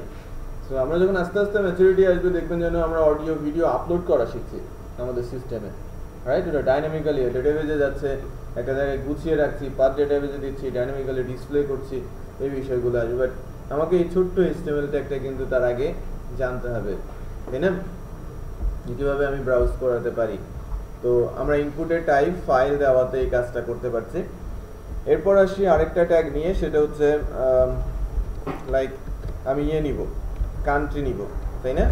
একটা কান্ট্রি ড্রপ ডাউন লিস্ট বানানোর চেষ্টা করছি। কান্ট্রি ড্রপ ডাউন লিস্টের জন্য এরকম নিচ্ছি,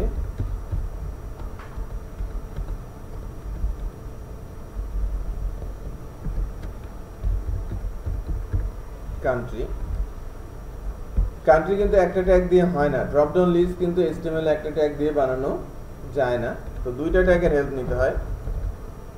সিলেক্ট, যদি শুধু আমি সিলেক্ট দেই তো সিলেক্ট দিয়ে ছোট্ট একটা কম্বোর মতো আসবে, খেয়াল করেছেন? ছোট্ট কম্বোর মতো আসে। বাট এখানে কিন্তু আমাকে অপশন তৈরি করতে হবে বা অপশন অ্যাড করতে হবে। আমি যদি এখানে অপশন অ্যাড করি, লাইক সিলেক্ট কান্ট্রি, ফার্স্ট অপশনটা তৈরি হয়েছে, তাই না? এটা ফার্স্ট অপশন তৈরি হলো আমার সিলেক্ট ড্রপ ডাউন লিস্ট। এখন ড্রপ ডাউন লিস্টে যদি আমি অপশন অ্যাড করতে থাকি, নতুন নতুন অপশন,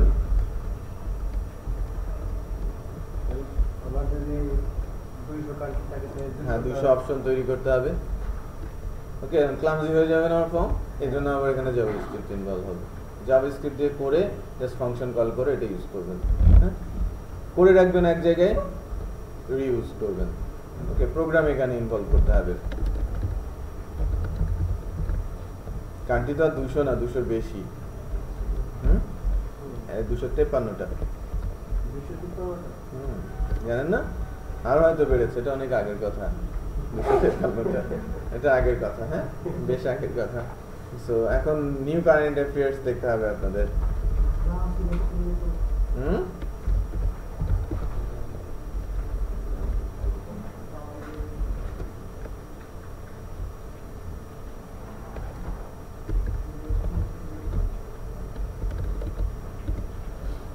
ড্রপ ডাউনে কি চলে আসছে না, বাংলাদেশ, ইন্ডিয়া, ভুটান, রাইট? আমি যখন যেটাকে সিলেক্ট করে দিচ্ছি ওটা সিলেক্টে চলে যাচ্ছে।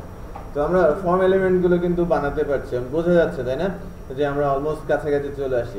এখন এখানে একটা ইন্টারেস্টিং বিষয় হচ্ছে যে আমি কিন্তু এখানে টাইপ করছি না, অলমোস্ট সব জায়গায় আমি টাইপ করছি, বাট এখানে কিন্তু আমি টাইপ করছি না। যে আমি বাংলাদেশ সিলেক্ট করলাম, ভ্যালুটা কি পাবে যখন আমি বাটনটি প্রেস করব? ভ্যালুটা সার্ভারের কাছে কি যাবে? তো ভ্যালু আমাকে দিয়ে দিতে হবে, যেটা ভিজিবল সেটা ভ্যালু হতে পারে, বাট ডিফারেন্ট কিছু ভ্যালু ডেটাবেজে আমি রাখতে চাইতে পারি আমার সফটওয়্যারে। তো লাইক আমাদের টার্গেট থাকে কি, আমি যেখানে ডাটা রাখবো, মনে করেন কোনো কিছু যদি আমি গুছিয়ে রাখতে চাই, যত কমে পারা যায় তত কমেই ডাটাটা রাখলে কি জায়গার সংকুলন কি কম হয়, তাই না? তো খুব কম ডাটা রেখে বেশি ইনফরমেশন যদি রাখার চেষ্টা করি, যে লাইক আমি যদি বাংলাদেশ বলি আর ডেটাবেজে রেখে বিডি, ডিসপ্লে করছে বাংলাদেশ, বাট আমি ভ্যালু দিচ্ছি কি বিডি, তার মানে বিডি চলে যাবে কোথায়? সিস্টেম সার্ভারে। হ্যাঁ, আমি বিডি হিসেবে বলবো এটা বাংলাদেশ, তাই না? তোমার কম জায়গা লাগবে না, কম জায়গা লাগবে। আর ইন্ডিয়ার জন্য IND আমি লিখতে পারি, বোঝা যাচ্ছে? ভ্যালু লাইক IND,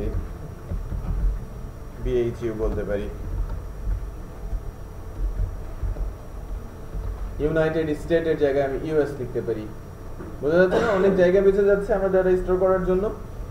তো ভ্যালু আমি যেটা বোঝানোর চেষ্টা করছি, যে যেখানে আমি সিলেকশন করছি, কোনো কিছু টাইপ করার স্কোপ আমাকে নেই, ওখান থেকে বিহাইন্ডেই ভ্যালু সেট করে দিতে হবে।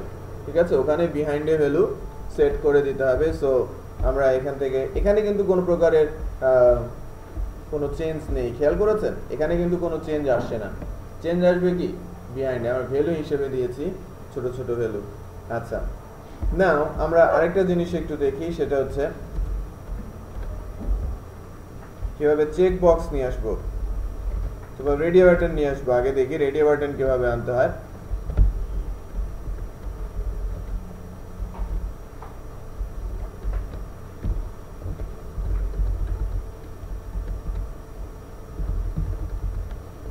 জেন্ডার, লাইক আমি মেল ফিমেল বলবো, এখানে টাইপ হবে কি রেডিও। নেম, জেন্ডার, আর ভ্যালু। এখানে আমাকে ভ্যালু মেনশন করতে হবে, কারণ আমি এখানে লিখতে পারবো না কোনো কিছু। লাইক মেল পাশেরটা লেখার কারণ হচ্ছে যেন ডিসপ্লে করে, আমার একটা রেডিও বাটন আর পাশে মেল লেখাটা আসবে। সেটা যদি সেভ করে আমি দেখি, দেখেন মেল পাশে একটা রেডিও বাটন, তাই না? একটা রেডিও বাটন কিন্তু এখানে এসেছে। তো এটা আমি কপি করে নিচ্ছি, আরেকটা পেস্ট করতে হবে, কারণ আমাদের আরেকটা অপশন দিতে হবে সিলেক্টের জন্য। এখানে লিখবো আমি ফিমেল। এখন আমি যখন মেল সিলেক্ট করব, ভ্যালু হিসেবে যেতে হবে কি মেল, তাই না, সার্ভারের কাছে। আর যখন আমি ফিমেল সিলেক্ট করব, ভ্যালু হিসেবে যেতে হবে ফিমেল। বাট দুইজনই কিন্তু জেন্ডারের আন্ডারে, সো নেম কি হবে দুইজনের সেম। এই যে দুইটা ইনপুট বক্স, দুজনের নামই কিন্তু আমি সেম রেখেছি, খেয়াল করেছেন? তো দুজনের ভেতরের ভ্যালু হবে কি ডিফারেন্ট।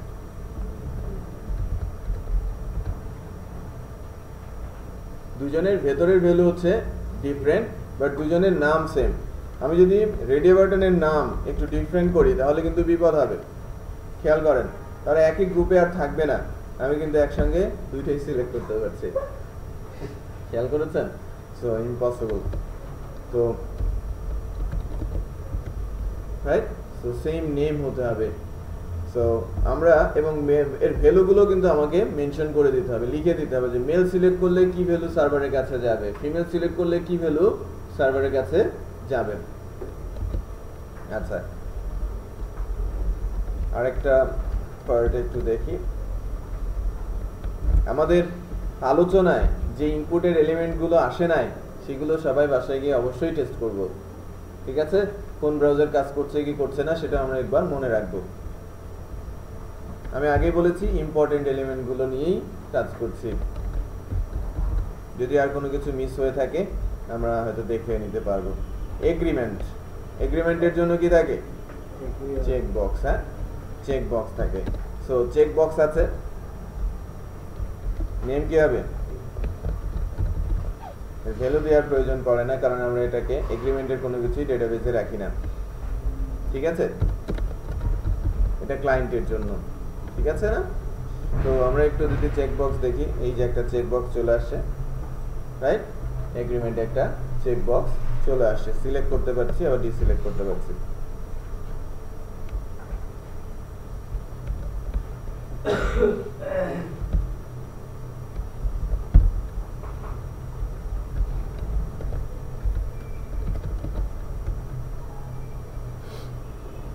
নাও এবার আমাদের যে ফর্মটা হলো, সেই ফর্মটার সাবমিট করার প্রসেস, তাই না? বাটন দিব সেভ, সেভ বললে এটা সাবমিট অপশন হবে, লাইক এটা একটা লোডিং সাইন আসবে, অথবা রিসেট বললে ফর্মে সবকিছু ক্লিয়ার হয়ে যাবে। আবার বাটনের আরেকটা টাইপ আছে শুধু বাটন, যে লাইক শুধু দেখতে বাটন, রাইট? ওর কোনো অ্যাক্টিভিটি নেই, বাট আমি মনে করেন এখানে লিঙ্ক না করে বাটন করব, তখন সেই বাটনগুলো ইনপুটের এলিমেন্ট হিসেবে ইউজ করা হয়ে থাকে। সো তার আগে আমরা এটাকে একটা ফর্ম ট্যাগের মধ্যে নিয়ে নেই, পুরোটাকে একটা ফর্ম ট্যাগের মধ্যে নিয়ে নেই। যে কাজটা আমরা শিখতে চাচ্ছি, যে আলটিমেটলি এই ডাটাগুলোকে আমি সার্ভারের কাছে পাঠাবো, তখন আমার এই ট্যাগটা ম্যান্ডেটরি। ফর্ম ছাড়া সার্ভারের কাছে ডাটা যাবে না। ঠিক আছে, এত কিছু করলাম বাট আমি ফর্ম ট্যাগ দেই নাই, বোঝা যাচ্ছে? তাহলে কিন্তু কাজের কাজটা আর হবে না, আমার সেভ বাটনটা বা সাবমিট বাটনটা কাজই করবে না। সো ফর্মের দুইটা ইম্পর্টেন্ট অ্যাট্রিবিউট আছে, একটা হচ্ছে অ্যাকশন, অত্যন্ত ইম্পর্টেন্ট অ্যাট্রিবিউট হচ্ছে অ্যাকশন, যেখানে থাকে হচ্ছে কি সার্ভার পেজের অ্যাড্রেস। যে লাইক আমি এখান থেকে ফর্মটা সাবমিট করব, এই ডাটাটা সার্ভার পেজ রিসিভ করবে, দেন ডেটাবেজ হয়তো রাখবে, বাট সার্ভার পেজ পর্যন্ত তো নিতে হবে। এখানে থাকবে কি ওই সার্ভার পেজের নেম, অ্যাকশনে থাকবে সার্ভার পেজ নেম, আর এখানে থাকবে কি মেথড। মেথড মানে হচ্ছে যে কিভাবে ক্লায়েন্টের কাছ থেকে ডাটাটা সার্ভারের কাছে যাবে। আমি আছি ক্লায়েন্টে, তাই না? ক্লায়েন্ট এন্ডে আছি, সার্ভার এন্ডে আমি ডাটাটা পাস করব কিভাবে? মেথডের মাধ্যমে। মেথড দুইটা আছে, পোস্ট আর গেট। পোস্ট মেথডের মাধ্যমে আমরা সার্ভারের কাছে ডাটা পাঠাতে পারি, গেট মেথডের মাধ্যমে সার্ভারের কাছে ডাটা পাঠাতে পারি। ডিফারেন্স বলছি, পোস্ট অনেক ডাটা নিতে পারে, অনেক ডাটা সার্ভারের কাছে পৌঁছে দিতে পারে। গেট লিমিটেড ডাটা, যতটুকু ইউআরএল দিয়ে যায় ততটুকুই ডাটা সে পৌঁছতে পারে। গেট সিকিউর, পোস্ট সিকিউর না। পোস্ট যেহেতু ইউআরএল দিয়ে ডাটা পাস করে, সো এটা সিকিউর না।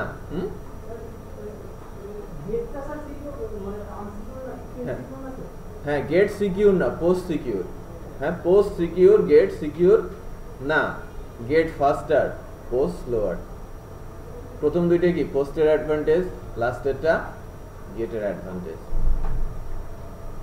ওকে, তো তিনটা পার্থক্য বলেছে। একটা হচ্ছে কি অনেক ডাটা সার্ভারের কাছে নিতে পারে, নাম কি পোস্ট। গেট লিমিটেড ডাটা সার্ভারে নিতে পারে। গেট ইউআরএল দিয়ে ডাটা পাস করে, ওটা ভিজিবল, সো এটা সিকিউর না। পোস্ট সিকিউর ওয়েতে ডাটা ট্রান্সফার করে, দেখা যায় না কোন দিক থেকে ডাটা ট্রান্সফার হলো। ওকে, আর থার্ড হচ্ছে গেট ফাস্টার দেন পোস্ট। বলা হচ্ছে না যে পোস্ট স্লোয়ার, বলা হচ্ছে গেট ফাস্টার দেন পোস্ট।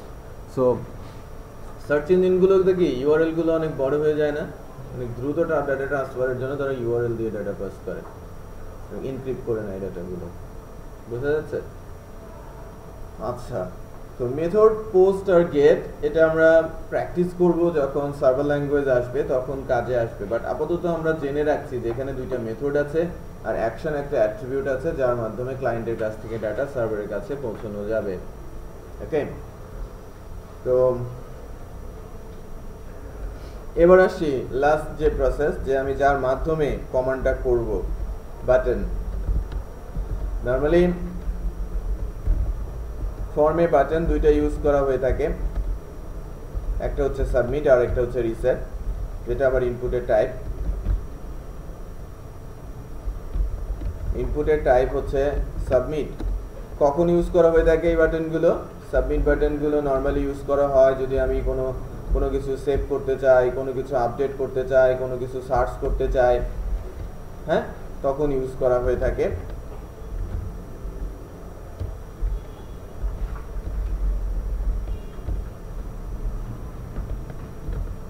বাটনের ভ্যালুর মধ্যে আমি যা লিখব, ঠিক আছে, রেজিস্টার,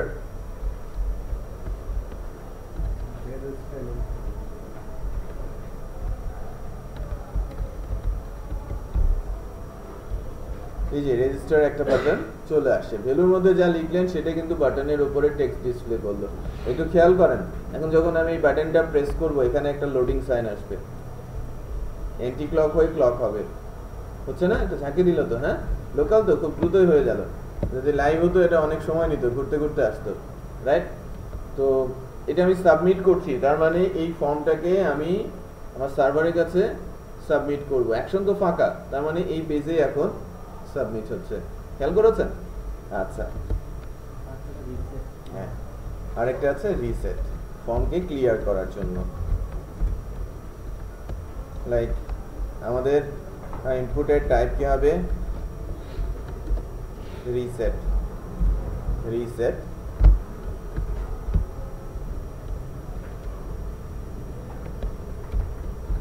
রিসেট যখন আমি বলছি,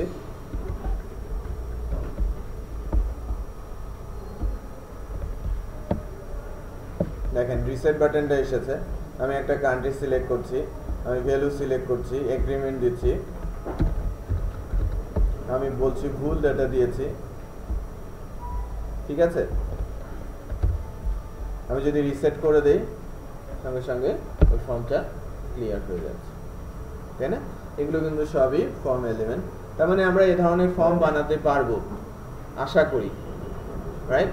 হাতে একটা সপ্তাহ পড়ে আছে, রাইট? সো প্রতি শনিবারের ক্লাসটাতে একটু প্রেশার থাকবে, শুক্রবারের ক্লাসটা একটু কম, শনিবারে একটু লোড বেশি থাকবে, আস্তে আস্তে লোড বাড়তে থাকবে, রাইট? আগেই বলেছি খুবই স্লো, আমি স্টার্টিংটা খুব স্লো হবে, আস্তে আস্তে আমি স্পিড বাড়াতে থাকবো, এর মধ্যে ইনশাল্লাহ আপনারা আমার কথাবার্তা বোঝা শুরু করবেন, রাইট? মানুষের কথা বুঝতেও কিন্তু সময় নেয়, নাই তো? হ্যাঁ, আঞ্চলিকতা, বাচনভঙ্গি অনেক সময় উপর দিয়ে যায়, তাই না? অনেকের কথা কিন্তু অনেক সময় বোঝা যায় না, রাইট? লাইক আমাদের একজন সিনিয়র টিচার আছেন, সিএমআর স্যার বলি, হ্যাঁ, চৌধুরী মফিজুর রহমান, অনেক হাই থটের, হ্যাঁ, ডক্টরেট আর্টিফিশিয়াল ইন্টেলিজেন্স পড়ান। তো বসে থাকা ছাড়া কোনো উপায় নেই, কি বলে সব মাথার উপর দিয়ে যায়, রাইট? অনেক সুন্দর পড়ান, রাইট? বাট আমি তো বুঝি না। স্টাডি করতে হয়, গ্রুপ স্টাডি করতে হয়, আদারওয়াইজ ফেল। হ্যাঁ, বাট যখন আমি লাইক তার ইলেকট্রনিক্স পড়েছি, যখন মাইক্রোপ্রসেসর পড়েছি, আর্টিফিশিয়াল ইন্টেলিজেন্স নিয়েছি, বুঝতে পারি, কারণ তার সঙ্গে আমার আস্তে আস্তে করে আন্ডারস্ট্যান্ডিং তৈরি হচ্ছে, তার কথাগুলো আমি বুঝতে শিখছি। তার ক্লাস যদি আমি একটু টপ খেয়ে নেই, বুঝে না নিই, তাহলে আমার নিজেরই টপ খেতে হবে। তার মানে তার কোর্সগুলো একটু বুদ্ধিশুদ্ধি করে আমাকে নিতে হবে, যে সাবজেক্টটা একটু ইজি সেটা আগে বলো, আগে পড়ো তার সাথে, তারপর আস্তে আস্তে ম্যাচিউর সাবজেক্টের দিকে যাও। সো আমি আর্টিফিশিয়াল ইন্টেলিজেন্স নিচ্ছি, আমি ফেল, রাইট? যদি জাম্প করি, আমাকে আগে আসতে হবে, সে 3-4টা সাবজেক্ট পড়ায়, ইজি সাবজেক্টের দিক থেকে তার কাছ থেকে আমাকে যেতে হবে, তাই না? ওকে, কথা বোঝাটা কিন্তু অনেকের জন্য কঠিন, সো এর জন্য একটু সময় দরকার আছে। আমাদের অনেকগুলো ক্লাস একসঙ্গে করতে হবে, সো আমার কথা বাধ্য হয়ে বুঝতে হবে, তাই না? 35 সেশন, সো কথা বোঝার চেষ্টা করতে হবে, এর জন্য ভিডিও দেই যাতে একটু আবার নতুন নতুন করে দেখে দেখে বুঝতে পারেন। তো যাই হোক, আমি এই কোডটা দিচ্ছি, কিছুক্ষণ আপনারা দেখেন, ওকে? কেউ একজন শেয়ার করে দেয়, সবাই পেয়ে যায়, কিভাবে করেছেন না গতদিন আপনারা? তো এই কোডটা আপনারা একটু সবাই নিয়ে দেন, পেন ড্রাইভ দেন, আমি দিয়ে দিচ্ছি, সবাই নিয়ে একটু দেখেন। আমি আরো কিছু সময় আলোচনা করব, মানে সিএসএস বেসিকটা আজকে শুরু করব, যাতে আপনারা বাসায় গিয়ে একটু স্টাডি শুরু করতে পারেন, রাইট? নেক্সট ক্লাসে আমরা নেক্সট 2টা ক্লাস হ্যাভিলি সিএসএস শিখবো, তার মানে বেসিক লেভেল শেষ করে আমরা সিএসএস 3 কিছু বিষয় শুরু করে দিব ওই ক্লাসগুলোতে, রাইট? আর যারা একটু পিছিয়ে আছেন, এই উইকটা তাদের জন্য কিন্তু খুবই ইম্পর্টেন্ট। সো নেক্সট 6টা দিন খুবই বেশি বেশি প্র্যাকটিস করতে হবে, ওকে? আপনারা দুজন, রাইট? অনেক বেশি, এই যে রানী, বেশি প্র্যাকটিস করতে হবে, হ্যাঁ, এর মধ্যে। আচ্ছা ভাই, অনেক সময় দেখা যায় যে ইনপুট টাইপ এবং বাটন থাকে, আবার ওই একই কাজটা button slash button tag use করে করা যায়। হ্যাঁ, করা যায়। কোনটা ইউজ করলে বেটার হয়? বাটন তৈরি করার জন্য বাটন ইউজ করাই ভালো, বাটন স্ল্যাশ বাটন। আমি ডে 3টা দিয়ে দিয়েছি ফয়সাল সাহেবের পেন ড্রাইভে। ফয়সাল সাহেব একটা ফেসবুক পেজ করেছেন, ওকে? জয়েন করেছেন সবাই? হ্যাঁ হ্যাঁ, ও সরি, আপনি জাহিদ সাহেব, ইমেল অ্যাড্রেস আপনি দিয়ে দিয়েছিলেন?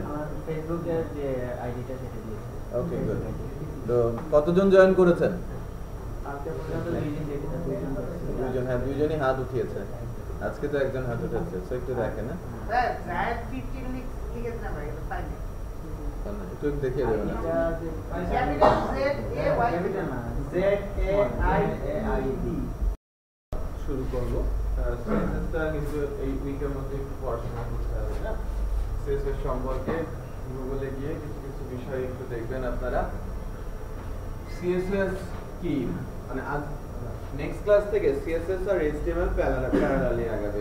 হ্যাঁ, বলেছি যে লাস্ট ক্লাস পর্যন্তই কিন্তু এইচটিএমএল সিএসএস লাগবে, ওকে? এবং হয়তো প্রতিদিনই কিছু না কিছু শিখবেন, বাট হ্যাভিলি এইচটিএমএল সিএসএস এর উপরে আলোচনা হবে কি 6-7টা ক্লাস, 6টা ক্লাস যদি আমি ধরি, তো দুইটা ক্লাস আজকে 3 নম্বর ক্লাস চলছে, পরের যে তিনটা ক্লাস আছে HTML CSS মিলিয়ে আগাবে। তো CSS হচ্ছে ক্যাসকেডিং স্টাইল শীট, এর কাজ হচ্ছে HTML ট্যাগকে ডিজাইন এন্ড থেকে কন্ট্রোল করা।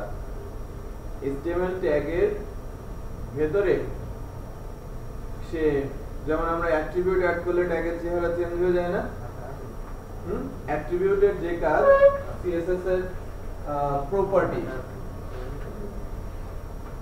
সে একই কাজ করে। সো প্রপার্টি কি সেটা আগে আমরা জানবো। আর এজন্য CSS কে প্রপার্টি বেসড মার্কআপ ল্যাঙ্গুয়েজও বলা হয়ে থাকে। HTML কি ট্যাগ বেসড মার্কআপ ল্যাঙ্গুয়েজ, আর CSS property based markup language. So CSS যখন লেখা হয় ক্লাস আকারে লেখা হয় এভাবে, selector property colon values. Property অনেকগুলো লেখা হতে পারে, ঠিক আছে, মাল্টিপল প্রপার্টি আসতে পারে। CSS কেন লিখবো সেটা হচ্ছে আমাদের মূল বিষয় জানার, যে আমি কেন CSS লিখবো। লাইক CSS কি করবে, CSS একটা পার্টিকুলার ট্যাগকে তার চেহারা চেঞ্জ করে দেবে। লাইক আমি একটা প্যারাগ্রাফ লিখছি, প্যারাগ্রাফের মধ্যে প্রচুর টেক্সট আছে, বাট ওই প্যারাগ্রাফের টেক্সট গুলো যখন আমি প্যারা দিচ্ছি টেক্সট গুলো জাস্টিফাইড হচ্ছে না, প্রতিবার অ্যাট্রিবিউট আকারে জাস্টিফাই লিখতে হচ্ছে, অ্যালাইন জাস্টিফাই লিখতে হচ্ছে। আমি প্যারাগ্রাফের যে টেক্সট ডিফল্ট যে টেক্সট সাইজটা আসে সেটা আমি চাচ্ছি না, বা টেক্সটের যে কালারটা আসে সেটা আমি ওটাও চাচ্ছি না, একটু ডিফারেন্ট চাচ্ছি। তার মানে প্যারাগ্রাফের যে ডিফল্ট বিহেভিয়ার এটা আমি চেঞ্জ করে নিতে চাচ্ছি। এটা করা যায় কার মাধ্যমে? CSS এর মাধ্যমে। মনে করেন আমার প্রিডিফাইন একটা ডিজাইন PHP তে করা হলো। নরমালি যখন কোনো সফটওয়্যার ডেভেলপ হয় বা যদি ওয়েবসাইট কথাই বলি, তো ওয়েবসাইট গুলো কিন্তু যারা ডিজাইনার, ওয়েবসাইট ডিজাইনার তারা প্রথমে তৈরি করে PHP ফাইল, ফটোশপ বা ইলাস্ট্রেটরে তারা একটা PHP ফাইল তৈরি করে ওয়েবটার মাধ্যমে, ইমেজ ফাইল তৈরি করে, যেটা আমার লোগো, এটা আমার ব্যানার, এই ধরনের হবে মেনু, রাইট? এবং ওই PHPটাকে দেখে দেখে HTML CSS এ সেই আবার কনভার্ট করে দেয়। ডিজাইনারের কাজ ডিজাইন ইমপ্লিমেন্ট করা, তার কোডগুলো আমাকে বুঝতে পারতে হবে, বুঝা যাচ্ছে? যখন আমাকে কোডগুলো করে দিচ্ছে ডিজাইন অনুযায়ী, প্যারাগ্রাফে ফন্টটা একটু ডিফারেন্ট, ফন্টের ফ্যামিলি, ফন্টের সাইজ একটু ডিফারেন্ট, ফন্টটা খুব সুন্দর এবং অর্গানাইজ করা, তার মানে জাস্টিফাই। বাট HTML তো অটোমেটিক দিলে সেটা হয় না, হয় কি? এখন আমার পুরো প্রজেক্টে প্যারাগ্রাফগুলো একদম সেম এক্স্যাক্টলি আমার ফার্স্ট পেজে যেরকম দেখতে, ফন্টের সাইজ, ফন্টের ফ্যামিলি, ফন্টের কালার, ডিফারেন্ট পেজগুলো তো একই রকম। যদি আমি HTML দিয়ে কাজগুলো করি, প্রতিবার একই কোড আমাকে বারবার লিখতে হবে না। CSS কি করবে? কোডগুলো এক জায়গায় রেখে বারবার ইউজ করতে হেল্প করবে, বুঝা যাচ্ছে?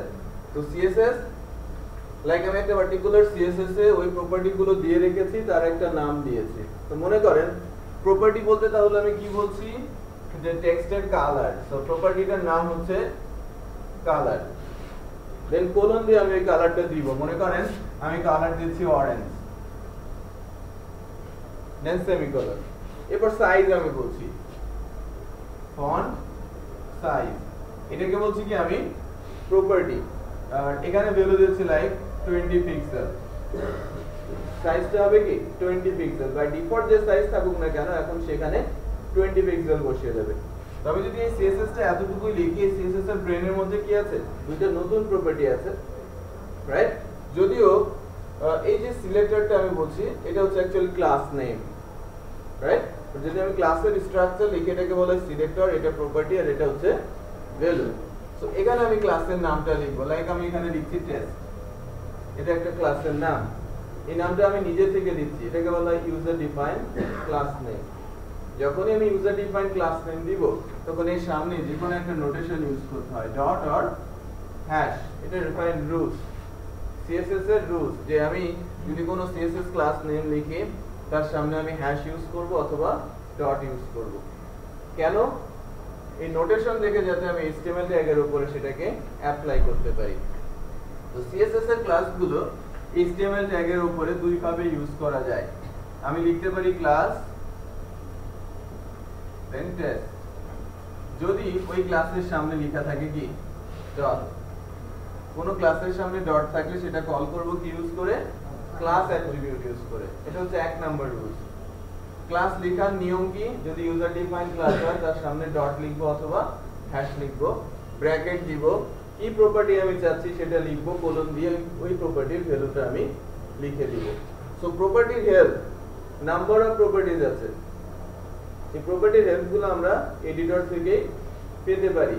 আর কি প্রপার্টি চাচ্ছি, নামগুলো কাছাকাছি, তাহলে ফন্টের সাইজ, ফন্টের কালার, তাই না, ফন্ট ফ্যামিলি, ব্যাকগ্রাউন্ড কালার, তো এগুলো আপনি যখনই লিখতে থাকবেন দেখবেন যেন মানে সব হেল্প আমার কাছে চলে আসে। তো এখন যদি আমার এই ক্লাসের সামনে আমি লিখি হ্যাশ, এটা এখান থেকে কল করতে হবে আইডি নামে HTML অ্যাট্রিবিউট ইউজ করে। দুজনের মধ্যে বেসিক পার্থক্য কোথায়, আমি যদি আইডি দিয়ে কল করি টেস্ট আর ডট দিয়ে কল করি টেস্ট, এর পার্থক্য কি? মনে করেন আইডি, আমি সবাইকে একটা একটা করে আইডি দিয়েছি, দুইজনকে সেম আইডি দিয়েছি, আমার অ্যাসাইনমেন্ট কি ভুল হয়েছে না? আইডি অ্যাসাইন করাটা কিন্তু ভুল হয়েছে। একই ক্লাসে সেম আইডি দুইজন থাকতে পারবে না, তার মানে একই ডকুমেন্টে সেম আইডি নিয়ে যদি দুইটা ট্যাগ থাকে তাহলে কি প্রথম জন কারেক্ট বা দ্বিতীয় জন রং, এরর, রাইট? তার মানে আমি আইডি দিয়ে কোন একটা ক্লাস ইউজ করতে পারি, বাট একটা পেজের ভিতরে একের অধিকবার ইউজ করতে গেলে এরর ধরবে। বাট যদি লাইক কোন একটা ক্লাস আমি ইউজ করছি কোন একটা পেজের ভিতরে, এই জায়গাটা ইউনিক, এটার একটা পেজের ভিতরে দ্বিতীয় কোথাও ইউজ হয় না, সেটা আমি আইডি দিয়ে ইউজ করতে পারি। বাট কোন একটা ক্লাস একটা পেজের ভিতরে বারবার ইউজ হবে, তখন আমি সেই ক্লাসের সামনে কি লিখবো, ডট, যাতে আমি সেটাকে ক্লাস দিয়ে কল করতে পারি। তার মানে কোন একটা ক্লাস একটা পেজের মধ্যে যদি আমি একের অধিকবার ইউজ করতে চাই তাহলে ক্লাস ডট লিখবো, আর যদি একবার ইউজ করতে বলি তখন হ্যাশ আইডি দিয়ে কল করব।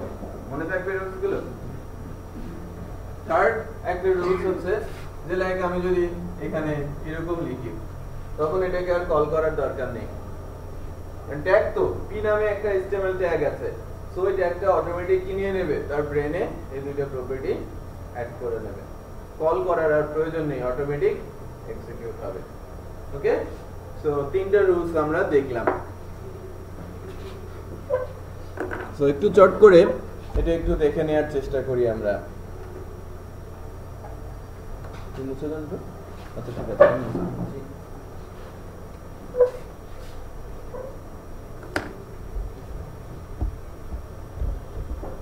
দেখেন আমি আমাদের যে ইন্ডেক্স পেজটা আছে, ইন্ডেক্স পেজটার হেড সেকশনে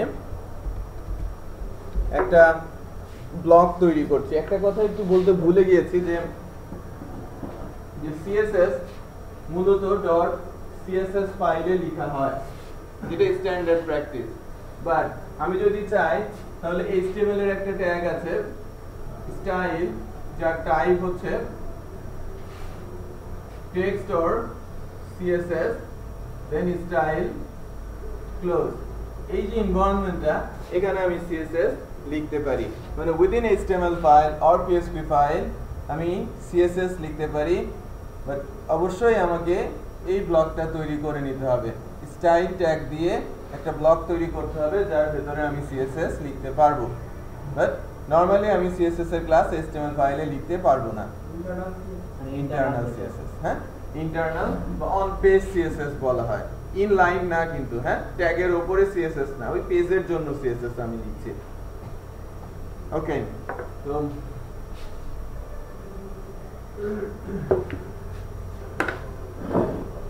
আমি স্টাইল একটা ট্যাগ লিখছি এবং স্টাইল ট্যাগের মধ্যে টাইপ আকারে আমি লিখে দিচ্ছি টেক্সট CSS। এখানে আমি CSS এর ক্লাস লিখতে পারি। আমি যদি এভাবে লিখি টেস্ট ক্লাস আকারে আমি লিখছি কালার, দেখেন কালার চলে আসছে। আমি কন্ট্রোল ধরে স্পেস দিয়েছি, আমাকে সকল কালারের একটা সাজেশন দেখিয়েছে। আবার এই যেখানে কালার চুজারও আছে, আমি যদি এন্টার দেই আমাকে একটা কালার চুজার উইন্ডোটা দিয়ে দিচ্ছে, রাইট? তো আমি যখন কোনো একটা কালার চুজ করছি, লাইক আমি রেড অর অরেঞ্জ কালার আমি চুজ করেছি, কালারটা এখানে বসেছে। এরপর আবার আরেকটা প্রপার্টি আমি দিতে চাচ্ছি যে লাইক ফন্ট সাইজ, ফন্টের উপরেই বেশ কিছু প্রপার্টি আছে কিন্তু। সো আমি যদি বলি লাইক 20 পিক্সেল, যেহেতু এটা আমি টেক্সটটা ডট লিখেছি, যদি আমি কল করতে চাই কোনো একটা প্যারাগ্রাফের উপরে, যে আমাদের ফার্স্ট যে প্যারাগ্রাফটা আছে একটু খেয়াল করেন, ফার্স্ট যে প্যারাগ্রাফটা আছে ওই প্যারাগ্রাফের উপরে আমি কি কল করব, ক্লাস আকারে টেস্টটা আমি কল করে দিচ্ছি। যদি আমরা আমাদের হোম পেজটাকে লোড দেই এখন,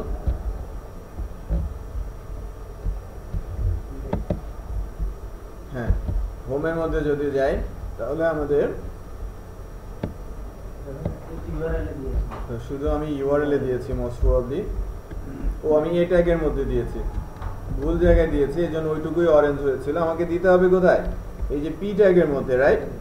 পি ট্যাগ, ওই যে প্যারাগ্রাফটা আমরা দেখতে পাচ্ছি প্যারাগ্রাফের, এর মধ্যে আমি ক্লাস আকারে টেস্ট কল করব। তো ওই প্যারাগ্রাফের পুরোটাই কি হচ্ছে, টেক্সটগুলো অরেঞ্জ এবং সাইজ 20 পিক্সেলে চলে আসে, খেয়াল করেছেন? এখন আমি যদি এখান থেকে এই জাস্টিফাইডটা তুলে দেই, জাস্টিফিকেশনটা চলে যাচ্ছে, বাট আমি যদি এটাকে আবার সিএসএস এ অ্যাড করে দেই, জাস্টিফিকেশন চলে আসবে না? সিএসএস এর জন্য টেক্সট অ্যালাইন এবং ভ্যালুটা কি কন্ট্রোল স্পেস দিলে চলে আসে, জাস্টিফাই। দেখেন আবার ওই প্যারাগ্রাফটা ব্যাক করছে, বুঝা যাচ্ছে? তার মানে সিএসএস প্রপার্টি এইচটিএমএল অ্যাট্রিবিউটকেও মাঝে মাঝে ওভাররাইড করে। আবার এইচটিএমএল অ্যাট্রিবিউট দিয়ে যে কাজগুলো করা যায় না, সিএসএস প্রপার্টি দিয়ে তার চেয়ে অনেক বেশি কাজ এইচটিএমএল ট্যাগের উপরে করা যায়, রাইট? সো আমি এইচটিএমএল ট্যাগকে টোটালি কন্ট্রোল করতে পারি সিএসএস এর মাধ্যমে, বাট সবগুলো ট্যাগকে না। লাইক টেবিল, একে টোটাল কন্ট্রোল করা যায় না, বাট যদি আমি ডিভের কথা বলি, একে টোটালি কন্ট্রোল করা যায়। এখন খেয়াল করেন যে আমি যদি এখানে হ্যাশ দেই, তাহলে আমাকে ইউজ করতে হবে কি, হ্যাশ দিলে আমাকে ইউজ করতে হবে এখান থেকে, আদারওয়াইজ কাজ করবে না। আমি একটু রান করে দেখাই, দেখেন হ্যাশ দিয়েছি, ক্লাসের সামনে কল করা আছে, কাজ করছে না, আমাকে ইউজ করতে হবে আইডি ট্যাগ। সো আইডি দিলে আবার কাজ করছে। আবার আরেকটা ছোট জিনিস একটু দেখি, যে আমি যদি এই ক্লাসের নামটা চেঞ্জ করে লাইক পি দিয়ে দেই, তাহলে এখন কি হবে? মনে করেন আমি পি দিয়ে দিয়েছি, আউটপুটটা কি হবে বলেন? সকল পি চেঞ্জ হয়ে যাবে, রাইট? সবগুলো পি ওই একই বিহেভিয়ারে চলে আসবে, কারণ আমি পি সকল ট্যাগের উপরেই এই কাজগুলো যেন অ্যাপ্লাই হয় সেই কাজটাই করেছি। সো সিএসএস কিছুটা বোঝা যাচ্ছে যে আমি ট্যাগকে কন্ট্রোল করতে পারছি সিএসএস প্রপার্টির মাধ্যমে using CSS class. Okay, so CSS property based markup language, CSS সম্পর্কে একটু পড়াশোনা করে আসবো, সিএসএস দিয়ে কি কি করা যায়, সিএসএস কেন ইউজ হয়, like what is CSS, why CSS, এই বিষয়গুলো আমরা জেনে আসবো। হ্যাঁ, অনলাইন থেকে কিছুটা পড়াশোনা করে আসবো, বেসিক লেভেল কিছু প্রপার্টি গুলো দেখে আসবেন, কিছু rules, CSS rules, CSS calling rules, CSS writing rules, এগুলো একটু ওয়েব থেকে দেখে আসবেন, যাতে আমি যখন বলবো তখন যেন প্রথমবার যেন মনে না হয় যে ফার্স্ট টাইম শুনছি। আপনি পড়েন, না বোঝেন সমস্যা নেই, একবার দেখে আসেন। কথা হচ্ছে যে না বুঝলে সমস্যা নেই, একবার পড়া থাকলে ওটা যদি আরেকজন কেউ বলে তাহলে অনেক ইজি হয়ে যায় বুঝতে। এটা তো তাই না? তো আমরা একবার একটু দেখে আসার চেষ্টা করবো, হ্যাঁ, নেক্সট ক্লাসে। সো নেক্সট ক্লাসটা শুক্রবার, বাট ওটা 21শে ফেব্রুয়ারি আমরা জানিয়ে দিব ওভার দ্য মেসেজ যে আমাদের ক্লাসটা হচ্ছে কি হচ্ছে না। হ্যাঁ, সো সাবজেক্ট তালহা কর্পোরেশন থাকবে, হ্যাঁ, সেন্ডার তালহা কর্পোরেশন থেকে এসএমএস যাবে, তো ওটা কনফার্ম হবে, কোনো নাম্বার থাকবে না কিন্তু ওখানে, কিন্তু আপনি রিপ্লাই করলে কোনো ফোন টোন বা হবে না। হ্যাঁ, এটা বাল্ক এসএমএস এর মাধ্যমে যাবে। ওকে, বাট তারপরে কনফিউশন থাকলে আমার যে পার্সোনাল নাম্বার আছে সেটা দিয়ে আপনারা কনফার্ম হয়ে নেবেন। ওকে, দূর থেকে যারা আসেন তারা অবশ্যই ক্লাসে আসার আগে আমার সঙ্গে কন্ট্যাক্ট করে আসবেন। ওকে, থ্যাংক ইউ।